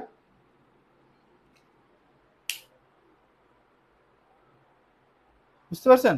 হার্টের তো নিজস্ব একটা রক্ত লাগে, হার্ট তো সারা দেহে দিলে তো হবে না, নিজেকে তো বাঁচা লাগবে, খাওয়া লাগবে।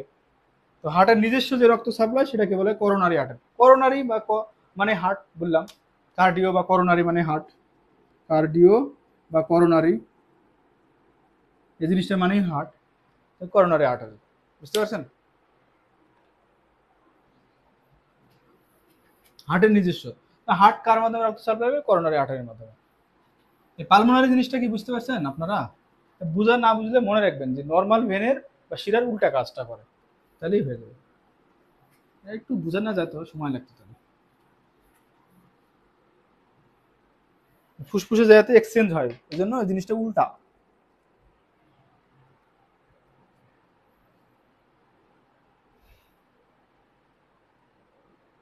এই যে করোনারি হার্ট যে সাপ্লাই দিল নিজেদেরকে, তো এই করোনারি আর্টারি বা করোনারি আর্টারি যে ব্লক হয়ে যায়, সেই ব্লক হওয়াটাকে মানে হার্টের যে রক্ত নিজে যে সাপ্লাই দেয় সেই সাপ্লাই হওয়ার ব্লক হওয়াটাকে বলা হয় হার্ট অ্যাটাক। Heart attack. তাহলে কার কোনটার ব্লক হওয়া? করোনারি আর্টারি ব্লক হওয়া, করোনারি আর্টারি। জিনিসটা কি কোরিলেট করতে পারতেছেন কিনা? হার্ট অ্যাটাক এটাকে বলা হয় এম আই, মেডিকেলের টার্ম মায়োকার্ডিয়াল। হার্ট মানে মায়োকার্ডিয়াল ইনফ্রাকশন। ইনফ্রাকশন মানে হলো পচন, মায়োকার্ডিয়াল মানে হার্টের পচন, মানে হার্টের রক্ত সাপ্লাই না গেলে হার্ট তো পচে যাবে, শেষ। করোনারি আর্টারি ব্লক যদি হয়ে যায়, এখন হার্ট যদি নিজের রক্ত নিজে সাপ্লাই দিতে না পারে, এটাকে বলা হয় মায়োকার্ডিয়াল ইনফ্রাকশন বা হার্টের পচন বা হার্ট অ্যাটাক, শেষ। প্রেশার মাপার যন্ত্র হলো স্ফিগনোম্যানোমিটার বললাম, আর হার্টের যে গতি স্পন্দন করতেছে এই গতি মাপার যন্ত্রের নাম হলো কার্ডিওগ্রাফ। কার্ডিওগ্রাফ, হার্টের গতি মাপার যন্ত্রের নাম হলো কার্ডিওগ্রাফ। এই যে করোনারি আর্টারি ব্লক হলো, এই ব্লকটা একটা বেলুন, ছোট বেলুন, একবার আনুবীক্ষণিক যৌন বেলুন পাওয়া যায়, এই বেলুন দিয়ে ফুলায় দেওয়া হয়, দিলে ওই ব্লকটা খুলে যায়। এটাকে বলা হয় এনজিওপ্লাস্ট। এনজিওপ্লাস্ট, এনজিওপ্লাস্ট, এনজিওপ্লাস্ট। হয়েছে? এই কয়টা জিনিস পড়লে এখান থেকে ঠিক হয়ে যাবে। এনজিওপ্লাস্ট জিনিসটা কি বুঝছেন? হার্টকে বেলুন দ্বারা ফুলানো। তবে এনজিওপ্লাস্ট কোন অঙ্গের চিকিৎসায় ব্যবহৃত হয়? হার্ট, চোখ, মাথা আর দিলে ব্রেন, তাহলে কি হবে? হার্ট। বুঝতে পারেননি? এবার এমআই, এমআই নিচের কোন অঙ্গের অসুখ? হার্ট, চোখ, মাথা, ব্রেন। বুঝতে তো পারতেছেন, এভাবে প্রশ্নগুলো আসতে পারে। কার্ডিওগ্রাফ কোন অঙ্গের কোন যন্ত্রের মানে গতি নির্ণয় ব্যবহৃত হয়? দিয়ে দিল একটা। এনজিওপ্লাস্ট মানে বেলুনের মাধ্যমে ফুলানো, এটাকে কি বলা হয়? এনজিওপ্লাস্ট।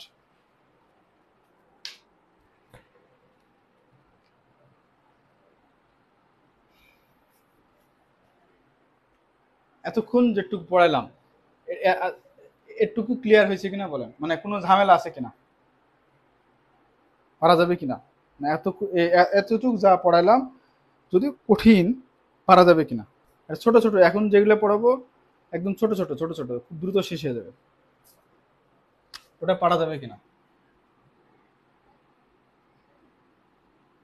শ্বসনতন্ত্র পড়াবো, এতক্ষণ যা পড়ালাম ওটা পারা যাবে কিনা? একটু যদি কাইন্ড কাইন্ড মানে কোথাও কোনো গ্যাপ আছে কিনা, মানে তো আমি ধরেন পড়া যাচ্ছি, আমি আমার মতন পড়া যাচ্ছি নিজের গতিতে, তো ধরেন আমি তো গ্যাপ বুঝতে পারতেছি না আমারটা।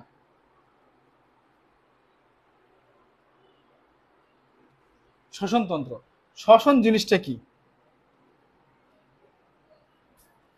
যে জৈব রাসায়নিক প্রক্রিয়ায়, এই সংজ্ঞা আসতে পারে লিখিততে। শ্বসন কি, শ্বসন কি দিয়ে দিয়ে দিতে পারে যে হলো, পরে আসতেছি, শ্বসন কি এটা দিয়ে দিতে পারে। যে জৈব রাসায়নিক প্রক্রিয়ায় প্রক্রিয়ায় জীবকোষস্থ খাদ্যবস্তু, জীবকোষস্থ খাদ্য বস্তু, আমরা যে খাবার খাই সেটা একসময় পাকস্থলীতে যা হজম হয়, তারপরে ক্ষুদ্রান্ত বৃহদন্ত্রে যায়, যাওয়ার পরে সেখান থেকে আরো ক্ষুদ্র ক্ষুদ্র হজম হয়, হওয়ার পরে সেখান থেকে রক্ত চুষে নেয়, ওই খাবারগুলো রক্তে চলে গেল, রক্ত থেকে সেই খাবারগুলো আস্তে আস্তে জীবকোষে চলে গেল, কোষে যাওয়ার পরে কোষের কাজ তখন শুরু হলো। তাহলে যে রাসায়নিক প্রক্রিয়ায় বা যে জৈব রাসায়নিক প্রক্রিয়ায় জীবকোষস্থ, কোষ পর্যন্ত খাদ্য চলে গেছে, জীবকোষস্থ খাদ্যবস্তু, খাবার খায় কেন? শক্তির জন্য, এনার্জির জন্য, কাজ করতে পারবো সেই জন্য। জীবকোষস্থ খাদ্যবস্তু মানে এক কথা, এটা কি হিসেবে যায়? শর্করা। জীবকোষস্থ খাদ্যবস্তু বা শর্করা জারিত হয়ে, খাদ্য জারিত হয়ে অক্সিজেনের উপস্থিতিতে, অক্সিজেনের উপস্থিতিতে জারিত হয়ে শক্তি বা তাপ বা ক্যালোরি উৎপন্ন হয়, ক্যালোরি উৎপন্ন করে, তাকে শ্বসন বলে। মনে হয় ক্লিয়ার আপনাদের? যে জৈব রাসায়নিক প্রক্রিয়ায় জীবকোষস্থ খাদ্যবস্তু, মানে ব্র্যাকেটের মধ্যে লিখে দিবেন, বা শর্করা বা আমিষ বা স্নেহ, ম্যাক্সিমাম ক্ষেত্রে শর্করা অক্সিজেনের অনুপস্থিত, জারিত, সবসময় জারিত হওয়ার জন্য অক্সিজেন লাগবে, জারিত হয়ে শক্তি বা তাপ বা ক্যালোরি উৎপন্ন করে, তাকে বলা হয় শ্বসন। আর এর আগের দিনে পড়াইছিলাম শ্বসন অঙ্গাণু, বলেন তো শ্বসন অঙ্গাণু কোনটা? কমেন্ট করেন দিনই, আগের দিনেই পড়াইছি, মাইটোকন্ড্রিয়া। তাহলে এই এই যে কোষের মধ্যে খাবার ঢুকে গেল, কোষের মধ্যে যেটা আছে সেটা মাইটোকন্ড্রিয়া। এবার এই শ্বসনের কাজ এই মাইটোকন্ড্রিয়াতে যে শুরু হয়ে গেল। এবার বুঝতে পারছেন? মাইটোকন্ড্রিয়ার ছবি এরকম না, আরো সুন্দর, এরকম টাইপের দানাদার।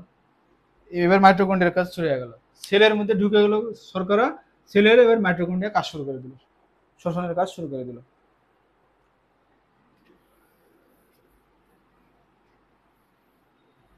শ্বসন দুই প্রকার,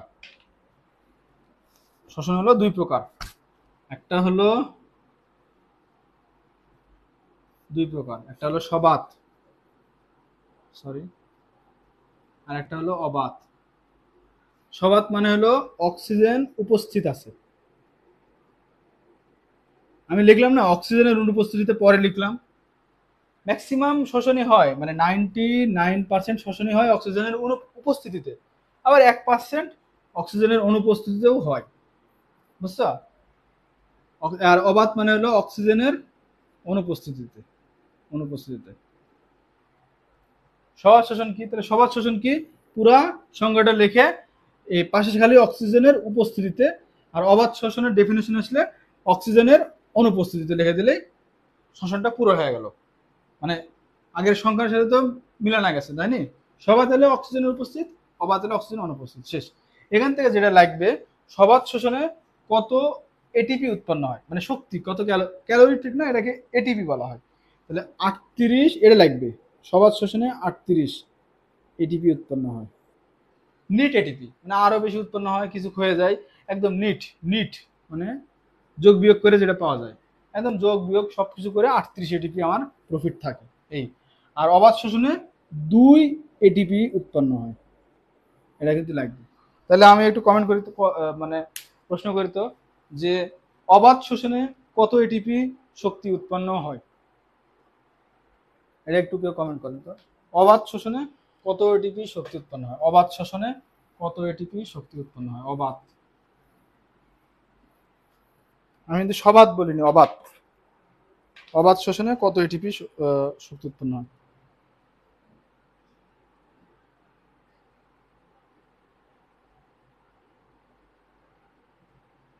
ও, সবাদ শোষণ হয় কোথায়? সমস্ত জীবে হয় সবাদ শোষণ। আর শুধুমাত্র অবাধ শোষণটা কোথায় হয়? ব্যাকটেরিয়া আর ছত্রাকে। অবাত হয় ব্যাকটেরিয়া প্লাস হলো ছত্রাকে, আর সবাত হয় সকল সকল জীবের। শেষ, মনে রাখার সুবিধা। শেষ, অবাত শোষণ ব্যাকটেরিয়া আর ছত্রাকে। তাহলে এ অবাত শোষণে 2 এটিপি উৎপন্ন হয়, 2 এটিপি এক। আর ব্যাকটেরিয়া ও ছত্রাকে কোন প্রক্রিয়ায় শ্বসন সম্পন্ন হয়, সবাত না অবাত? এটা একটু কমেন্ট করুন তো। ব্যাকটেরিয়া ও ছত্রাকে কোন প্রক্রিয়ায় শ্বসন সম্পন্ন হয়? আর এই শ্বসনটা সাধারণত হয়, এর সাথে জড়িত হলো ফুসফুস, লাংস। কার্বন ডাইঅক্সাইড বের করে দেওয়া, অক্সিজেন ঢুকানা, লাংস দরকার, লাংস। এই ফুসফুসের যখন কোনো প্রদাহ হয় একে বলা হয় নিউমোনিয়া। নিউমোনিয়া।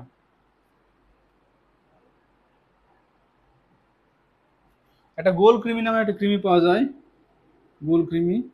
এই গোল কৃমি হয় কি ফুসফুসে চলে যেতে পারে, আমাদের যে গোল কৃমি যা এই নিউমোনিয়া তৈরি করতে পারে। সো নিউমোনিয়ার প্রত্যক্ষ কারণ হলো লাংসে ইনফেকশন, যে কোনো কারণে জীবাণু, লাংসে জীবাণুর প্রবেশ। আর এই নিউমোনিয়ার পরোক্ষ কারণ হলো, মানে ইনডাইরেক্ট পরোক্ষ কারণ হলো এই গোল কৃমি বা round worm, sorry round worm. নিউমোনিয়ার প্রত্যক্ষ কারণ কি? লাংসের প্রদাহ বা লাংসে কোনো জীবাণুর অ্যাটাক বা লাংসে কোনো ইনফেকশন। আর না, নিউমোনিয়ার পরোক্ষ কারণ হলো কি রাউন্ড ওয়ার্ম বা গোল কৃমি, রাউন্ড ওয়ার্ম বা গোল কৃমি নিউমোনিয়ার পরোক্ষ কারণ। আর ব্যাকটেরিয়া ও ছত্রাকেই যেটা হয়।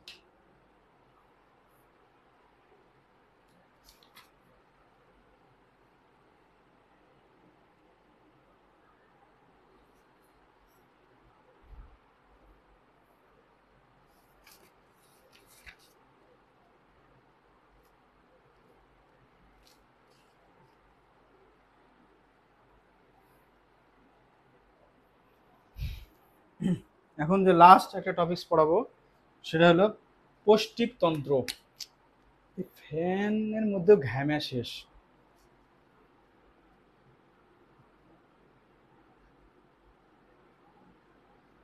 পৌষ্টিক তন্ত্র বা ডাইজেস্টিভ সিস্টেম,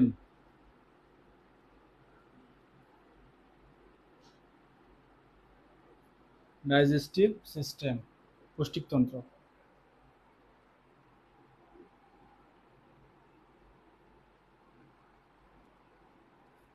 এই পৌষ্টিকতন্ত্র শুরু হয় কিন্তু আমাদের কোত্থেকে বলুন তো? পাকস্থলী থেকে না। এই যে ছবি তো আমি আঁকাতে পারি না, মানুষের মুখ, মুখ দিয়ে খেলো, নল দিয়ে নামলো, পাকস্থলীতে গেল, ডিওডিনাম হলো, তারপরে স্মল গাট, লার্জ গাট, পেঁচালো দিয়ে ধরেন এই পাইপথ দিয়ে বের হয়ে গেল, এই তো। এটা হলো ধরেন যে গলা, এটা ধরেন জিভ, সরি, এখান থেকে শুরু হয়। জিভ থেকে যে লালা রস বের হয় সেখান থেকে পৌষ্টিকতন্ত্র শুরু হয়। মানে মানে বুঝতে পারছেন, মানুষের লালা রসও কিন্তু একটা পৌষ্টিক রস। এবার পাকস্থলী, এটা হলো ডিওডিনাম, এটা হলো স্মল গাট বা ক্ষুদ্রান্ত, এটা হলো লার্জ গাট বা বৃহদান্ত্র, এটা হলো কোলম। এটা জিনিসটা এভাবে যায়, তারপর নামে। জিনিসটা এরকম, এভাবে যায়, এভাবে নামে। এটা বৃহদান্ত্র বা লার্জ গাট, কোলন, এই আর কি। ভুলে গেছি আসলে, মেডিকেলে অনেকদিন আগে এগুলো পড়ছি তো। এটা কষে না। তাহলে এলো পাচক রস, পাকস্থলী, পাকস্থলী থেকে জিহ্বা থেকে বের হয় হলো টায়ালিন, পাকস্থলী থেকে বের হয় পাচক রস বা গ্যাস্ট্রিক রস। পাকস্থলীর একটা সেল আছে, সেটাকে বলা হয় প্যারাইটাল সেল। প্যারাইটাল সেল, এখান থেকে বের হয় হাইড্রোক্লোরিক অ্যাসিড। আমরা যে মাংস খাই না, মাংস বা খাবার খাই, ওরা কিন্তু অ্যাসিড দ্বারাই হয়, যে যে 7 আপ খাই, এই 7 আপ বা আরসি কোকা কোলা, এখানে কিন্তু কার্বনিক বাইকার্বনেট মানে অ্যাসিড আছে আর কি, কার্বনিক অ্যাসিড আছে, অ্যাসিড। এই কার্বন আমি দেখেন না যে মাংস টাংস খাচ্ছি এখন বেশি পরিমাণে অ্যাসিড, কোকা কোলা খায় সবাই বা 7 আপ খায়, যাতে হয় কি ওই মাংসটা তাড়াতাড়ি ওই অ্যাসিডের প্রভাবে গলে যায়। তো আমাদের নর্মালি ন্যাচারালি আমাদের বডিতে প্যারাইটাল সেল আছে পাকস্থলীতে, পাকস্থলীতে আছে, পাকস্থলীতে প্যারাইটাল সেল আছে।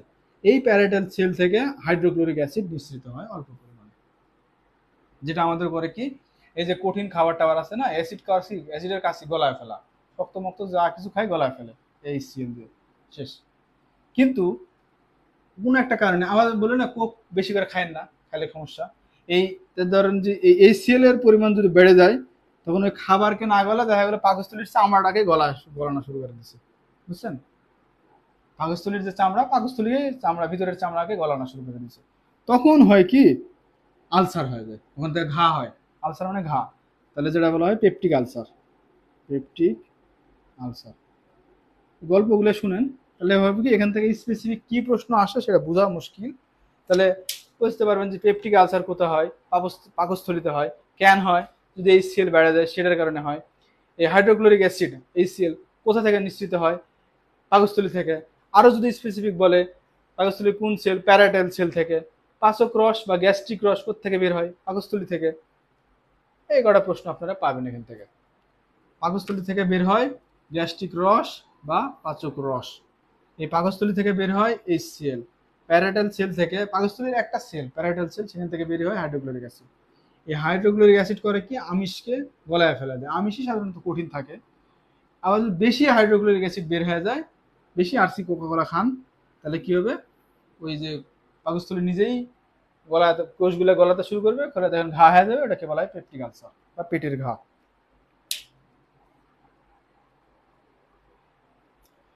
এখানে একটা টোটকা আছে, মানবদের সর্ববৃহৎ বৃহৎ গ্রন্থের নাম কি? গ্রন্থ মানে হরমোন যেখান থেকে নিঃসৃত হয়, মানবদের সর্ববৃহৎ গ্রন্থির নাম কি? সেটা হলো লিভার। কিন্তু মনেই হবে না যে এটা হয় কখনো, লিভার বা যকৃত। এটা হলো মানবদেহের সর্ববৃহৎ গ্রন্থি, মানবদেহের সর্ববৃহৎ গ্রন্থির নাম হলো লিভার।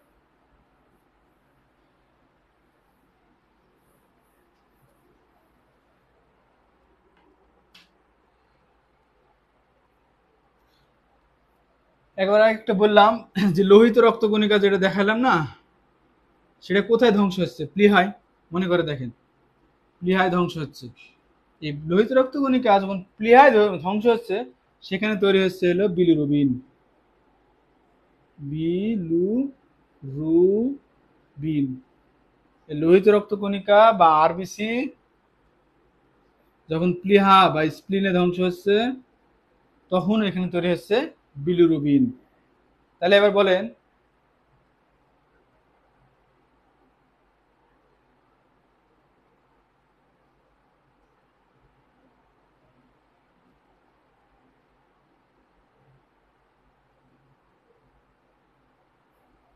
আর এই বিলিরুবিনটা তাহলে কোথায় উৎপন্ন হচ্ছে? প্লীহায় বা স্প্লিনে। এখানে কনজুগেট হচ্ছে কোথায় বা থাকতেছে কোথায়? কনজুগেট হচ্ছে আপনার হলো লিভারে। বিলিরুবিন কিন্তু লিভারে তৈরি হয় না, লিভারে অন্য একটা উপাদানের সাথে মিশে অ্যাক্টিভ বিলিরুবিনে পরিণত হয়। এটাকে বলা হয় কনজুগেট করা বা অ্যাক্টিভ হওয়া। এটা হচ্ছে কোথায়? লিভারে, বা ওখানেই লিভারে কনজুগেট হচ্ছে। আর বিলিরুবিন সঞ্চিত থাকতেছে কোথায়? সেটা হলো গল ব্লাডারে।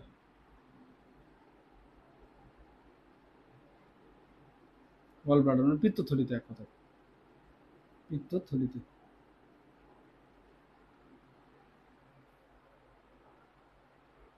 তাহলে বিলিরুবিনটা তৈরি হচ্ছে কোথায়? তৈরি হচ্ছে কোথায়? লোহিত রক্তকণিকা ভাঙতেছে হলো স্প্লিনে, এই স্প্লিনেই বিলিরুবিন তৈরি হচ্ছে। ক্লিয়ার? কনজুগেট হচ্ছে কোথায়? মানে বিলিরুবিনের সাথে আরো ধরেন অন্যান্য মশলা টশলা মিশেতেছে, ম্যাটেরিয়াল ট্যাটেরিয়াল মিশে কনজুগেট হচ্ছে লিভারে, আর সঞ্চিত থাকতেছে হলো পিত্তথলিতে বা গল ব্লাডারে। জিনিসটা ক্লিয়ার? আর ভুল হবে? বিলিরুবিন নিয়ে কোথায় তৈরি হয়, কোথায় সঞ্চিত হয়, কোথায় কনজুগেট হয়। কনজুগেট মানে বিলিরুবিনটা অ্যাক্টিভ হয়ে গেল একদম অন্য সবার সাথে মিশে, সেটা হলো কোথায়? লিভারে। আর তো মনে হয় আর ভুল হওয়ার কথা না।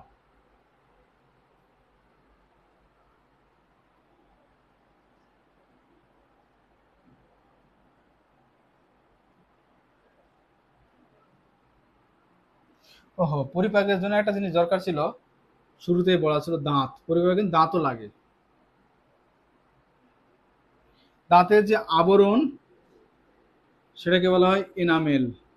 এনামেল এটা হলো মানব দেহের সবচেয়ে শক্ত অংশ, বুঝছেন? দাঁতের এনামেল, এই এনামেলটা হলো সবচেয়ে শক্ত অংশ। আমাদের দাঁত কয়টা? 32টা। আর ছোট বাচ্চাদের দাঁত কয়টা? 20টা। পড়ে রাখতে পারেন। তো দাঁতের আবরণটাকে কি বলা হয়? এনামেল। এটা একটু কমেন্ট করেন তো পারলে। দাঁতের আবরণকে কি বলা হয়? এনামেল। এবং এটা মানব দেহের, তাহলে এটা কমেন্ট করেন যে মানব দেহের সবচেয়ে শক্ত অংশের নাম কি, বা সবচেয়ে কঠিন অংশের নাম কি? এনামেল।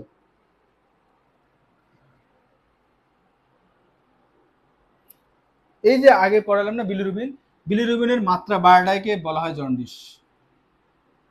বিলিরুবিনের বিলিরুবিন নর্মাল লেভেল হলো 1.1। এই 1.1 এর চেয়ে যদি বিলিরুবিনের মাত্রা বেড়ে যায় তখন আমরা বলি হয় জন্ডিস। জন্ডিস। এতটুকু পর্যন্ত তো বুঝতেন না? একটু ছাড়া হয়ে গেল, খাপ ছাড়া হয়ে গেল, মানে দাঁতটা ঢুকে একটু খাপ ছাড়া হয়ে গেল। বিলিরুবিনের মাত্রা হলো বেড়ে গেলে জন্ডিস বলে। দাঁত তো পরে, দাঁতের সবচেয়ে শক্ত অংশ এনামেল, মানব দেহেরও সবচেয়ে শক্ত অংশ ওটা, আবরণ হলো ওটা দাঁতের। বড়দের 32, ছোটদের 20।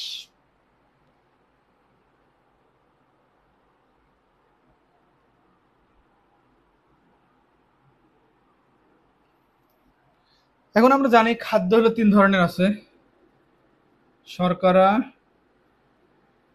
আমিষ, আর হলো স্নেহ। এই তো এখন যেটা পড়াবো সেটা হলো পরিপাক। এ পর্যন্ত আসলো সবকিছু মিলে, এখন লাস্টে হবে পরিপাক। শর্করা, আমিষ আর স্নেহ 3 ধরনের খাবার আছে। এই শর্করা হলো খাদ্য, হ্যাঁ। এই খাদ্য পরিপাক করতে কোন এনজাইম লাগে একদম সংক্ষেপে পড়ায় দেবো। একদম সংক্ষেপে পড়ায় দেবো, এত মাথাতে রাখার দরকার নাই। এই একটা শখ পড়ে দিলেই হয়ে যাবে, আর লাগবে না। শেষ। শর্করা জাতীয় খাদ্য, এখানে আমরা প্রথমে খাদ্যের নাম লিখবো: 1 শর্করা, 2 হলো আমিষ, 3 হলো স্নেহ। এর বাইরে তো কোনো খাবার নাই। আর হলো উৎপন্ন, মানে এটা হলো মেন খাবার।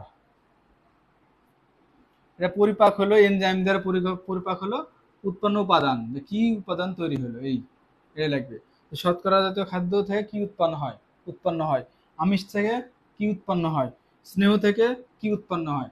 আবার শর্করা পরিপাক করার জন্য কোন এনজাইম লাগে, আমিষ পরিপাক করার জন্য কোন এনজাইম লাগে, স্নেহ পদার্থ পরিপাক করার জন্য কোন এনজাইম লাগে। প্রশ্ন এতটুকু। শর্করার জন্য লাগে হলো অ্যামাইলেজ,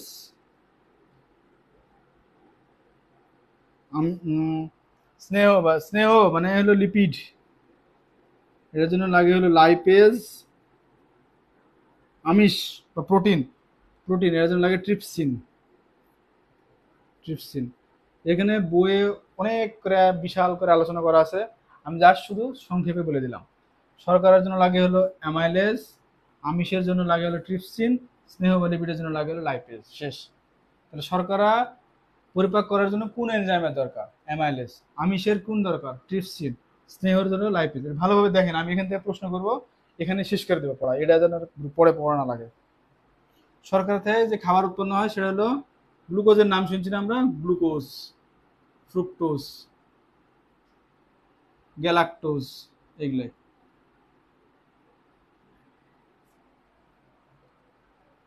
আমিষ থেকে উৎপন্ন হয় কি? Amino acid. Amino acid. আর স্নেহ থেকে হয় ফ্যাটি অ্যাসিড ও গ্লিসারল। ফ্যাটি অ্যাসিড আর একটা হলো গ্লিসারল। শেষ। আর কিচ্ছু নাই, মানে পরিপাক থেকে এতটুকু পড়লেই হবে। এবার এটা একটু দেখেন, তাহলে শর্করা জাতীয় লেখা তো ক্লিয়ার না। শর্করা জাতীয় খাদ্য থেকে কি উৎপন্ন হয়? শর্করা জাতীয় খাদ্য, আমরা যে খাবার খেলাম পাকস্থলী পর্যন্ত গেল, রক্ত পর্যন্ত গেল, তিনটা উপাদান হয়ে গেল, শর্করা, আমিষ আর স্নেহ। এর বাইরে আর কিছু থাকলো না। ভিটামিন থাকলো, খনিজ লবণ থাকলো, আর পানি থাকলো, এই তো। 4, 5, 6। 4 হলো ভিটামিন, 5 হলো খনিজ লবণ, আর 6 হলো পানি। তো পানি ডাইরেক্ট পানি হয়ে যায়, ওভাবে অ্যাবজর্পশন হয়, সব কিছু হয়। ভিটামিন ডিরেক্টলি হয়, কোনো এনজাইম লাগে না ভিটামিন পরিপাক করতে। খনিজ লবণ পরিপাক করতেও কোনো এনজাইম লাগে না, এগুলো কিচ্ছু লাগে না। ওই ভিটামিন পরিপাক করতে কোনো এনজাইম লাগে না, ভিটামিন ছাড়া কিছু উৎপন্ন হয় না। ভিটামিন হিসেবেই শরীরে কাজ করে। খনিজ লবণ হিসেবেই কাজ করে, সোডিয়াম পটাশিয়াম এগুলো হলো খনিজ লবণ। আর ভিটামিন মানে ABCD ওইভাবেই কাজ করে। খনিজ লবণ পানির মতোই করে কাজ করে। সো এই তিনটা মুছে ফেলে দিলাম। থাকলো কি? শর্করা, আমিষ আর স্নেহ থাকলো, শেষ। তাহলে শর্করা জাতীয় খাদ্য থেকে কি উৎপন্ন হয়? Glucose, fructose, galactose. গ্লুকোজ তো সম্বন্ধে আমরা সবাই জানি। আমিষ থেকে কি উৎপন্ন হয়? সেটা হলো অ্যামাইনো অ্যাসিড। 20 ধরনের আছে, ইসেনশিয়াল, নন ইসেনশিয়াল। ইসেনশিয়াল মানে যেটা একদম দেহে লাগবেই, মানে ওটা মানে বাইরে থেকে সাপ্লাই দেওয়া লাগে, না দিলে মানুষ মরে যাবে, ওটাকে বলা ইসেনশিয়াল। আর নন ইসেনশিয়াল মানে যেটা বাইরে থেকে সাপ্লাই দেওয়ার দরকার নাই, মানব দেহের মধ্যেই আছে, উৎপন্ন হয়, সেটাকে বলা হয় নন ইসেনশিয়াল। ওটা পরে, ওটা এবার আসছিল একটা নন ইসের কোনটি ইসেনশিয়াল অ্যামাইনো অ্যাসিডের উদাহরণ। ওটার ছন্দ আছে, ছন্দ লিখে দেবো আমি। লাইলি, আইসো, মিথির, থ্রিটি, ফিতা আর হিল ভালো, এই কয়টা হলো ইসেনশিয়াল অ্যামাইনো অ্যাসিডের উদাহরণ। লাইলি, আইসো মানে lysine, leucine, isoleucine, methionine, threonine, valine. যাই হোক, ওটা আমি ওই যেদিন ক্লাস সেদিন লিখে দেবো, আজকে শুধু একটুকু। তাহলে আমিষ কি উৎপন্ন করে? Amino acid. স্নেহ কি উৎপন্ন করে? দুটা জিনিস, ফ্যাটি অ্যাসিড আর গ্লিসারল, শেষ। স্নেহ এনজাইম লাগে কোনটা? লাইপেজ। লিপিডের জন্য লাইপেজ, লিপিড মানে স্নেহ। আমিষের জন্য লাগে কোনটা? ট্রিপসিন। শর্করার জন্য লাগে কোনটা? অ্যামাইলেজ, শেষ। এই ছক পারা যাবে কিনা দেখেন, কয়েকবার দেখেন। আমি কয়েকটা প্রশ্ন করব, শুধু উত্তর দেন। আমিষ জাতীয় খাদ্য পরিপাকের জন্য কোন এনজাইম দরকার পড়ে? একটু লেখেন, আমিষ জাতীয় খাদ্য পরিপাকের জন্য কোন এনজাইম দরকার পড়ে?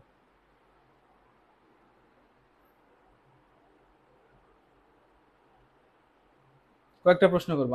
আমিষ জাতীয় খাদ্য পরিপাকের জন্য কোন এনজাইম দরকার লাগে?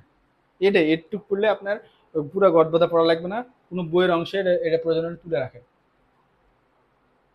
তাহলে শেষ।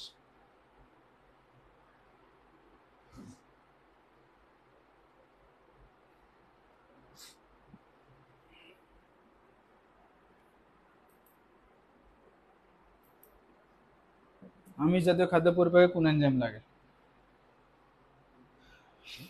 স্নেহ জাতীয় খাদ্য পরিপাকের ফলে কি কি উৎপন্ন হয়?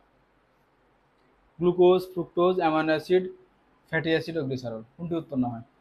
স্নেহ জাতীয় খাদ্য পরিপাকের ফলে কোনটি উৎপন্ন হয়?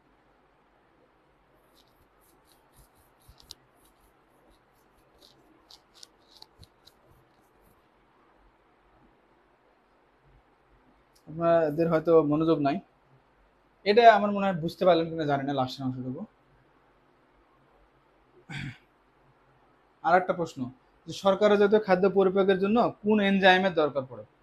শর্করা জাতীয় খাদ্য পরিপাকের জন্য কোন এনজাইমের দরকার পড়ে? তিনটা কোশ্চেন, আপনারা একটু অ্যান্সার দিন।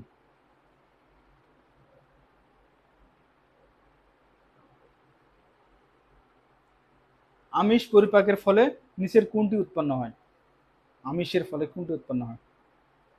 আমিষ পরিপাকের ফলে নিচের কোন খাবার মানে নিচের কোনটি উৎপন্ন হয়? এই 4টে প্রশ্ন, আর কিছু করবো না। আমি একটু রেস্ট নিই।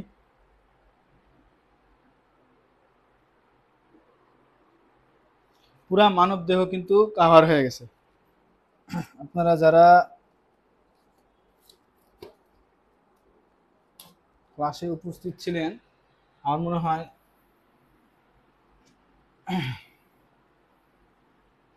আপনারা একটু কমেন্ট করেন তো, যে পুরো ক্লাসটাই, যদিও মানবদেহ অনেক কঠিন, একটা আর্টস সায়েন্সের স্টুডেন্টের জন্যও কঠিন, আমরা যেটা ধরেন 5 বছরে পড়ছি, এটা একটা ক্লাসে বোঝানো অসম্ভব। ওয়ান কাইন্ড অফ বা সায়েন্সের সবার জন্য মানবদেহটা কঠিন। আপনারা কি, মানে এটা এক ক্লাসে আসলে বোঝানো যায় না, 5টা ক্লাস লাগে। এক মানবদেহ পড়াতে 5 ক্লাস হলে ভালো হয়। তো আপনারা কি মানে পুরা মানবদেহটা ক্লিয়ারলি বুঝছেন কিনা একটু কাইন্ডলি রেসপন্স করেন। রেসপন্স না করে না, ক্লাসের মধ্যে রেসপন্স না করে ভালো লাগে না। পুরা মানবদেহটা বুঝছেন কিনা একটু বলেন। এর বাইরে আশা করি ইনশাল্লাহ প্রশ্ন আসবে না। এতটুকুই বুঝছেন কিনা বলেন। এর বাইরে শুধু দাঁতটুকু পড়বেন।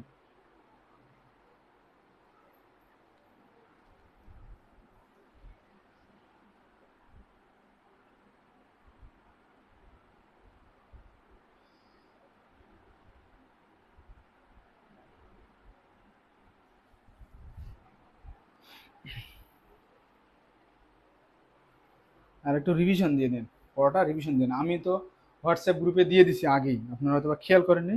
ক্লাসের আগেই দিয়ে দিচ্ছি হোয়াটসঅ্যাপ গ্রুপে নোট। ওই নোটটা দেখবেন।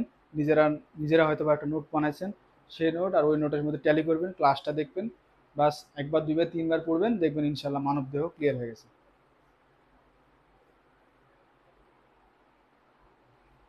আপনাদেরকে ধন্যবাদ আর সবাইকে ঈদ মোবারক। আসসালামু আলাইকুম।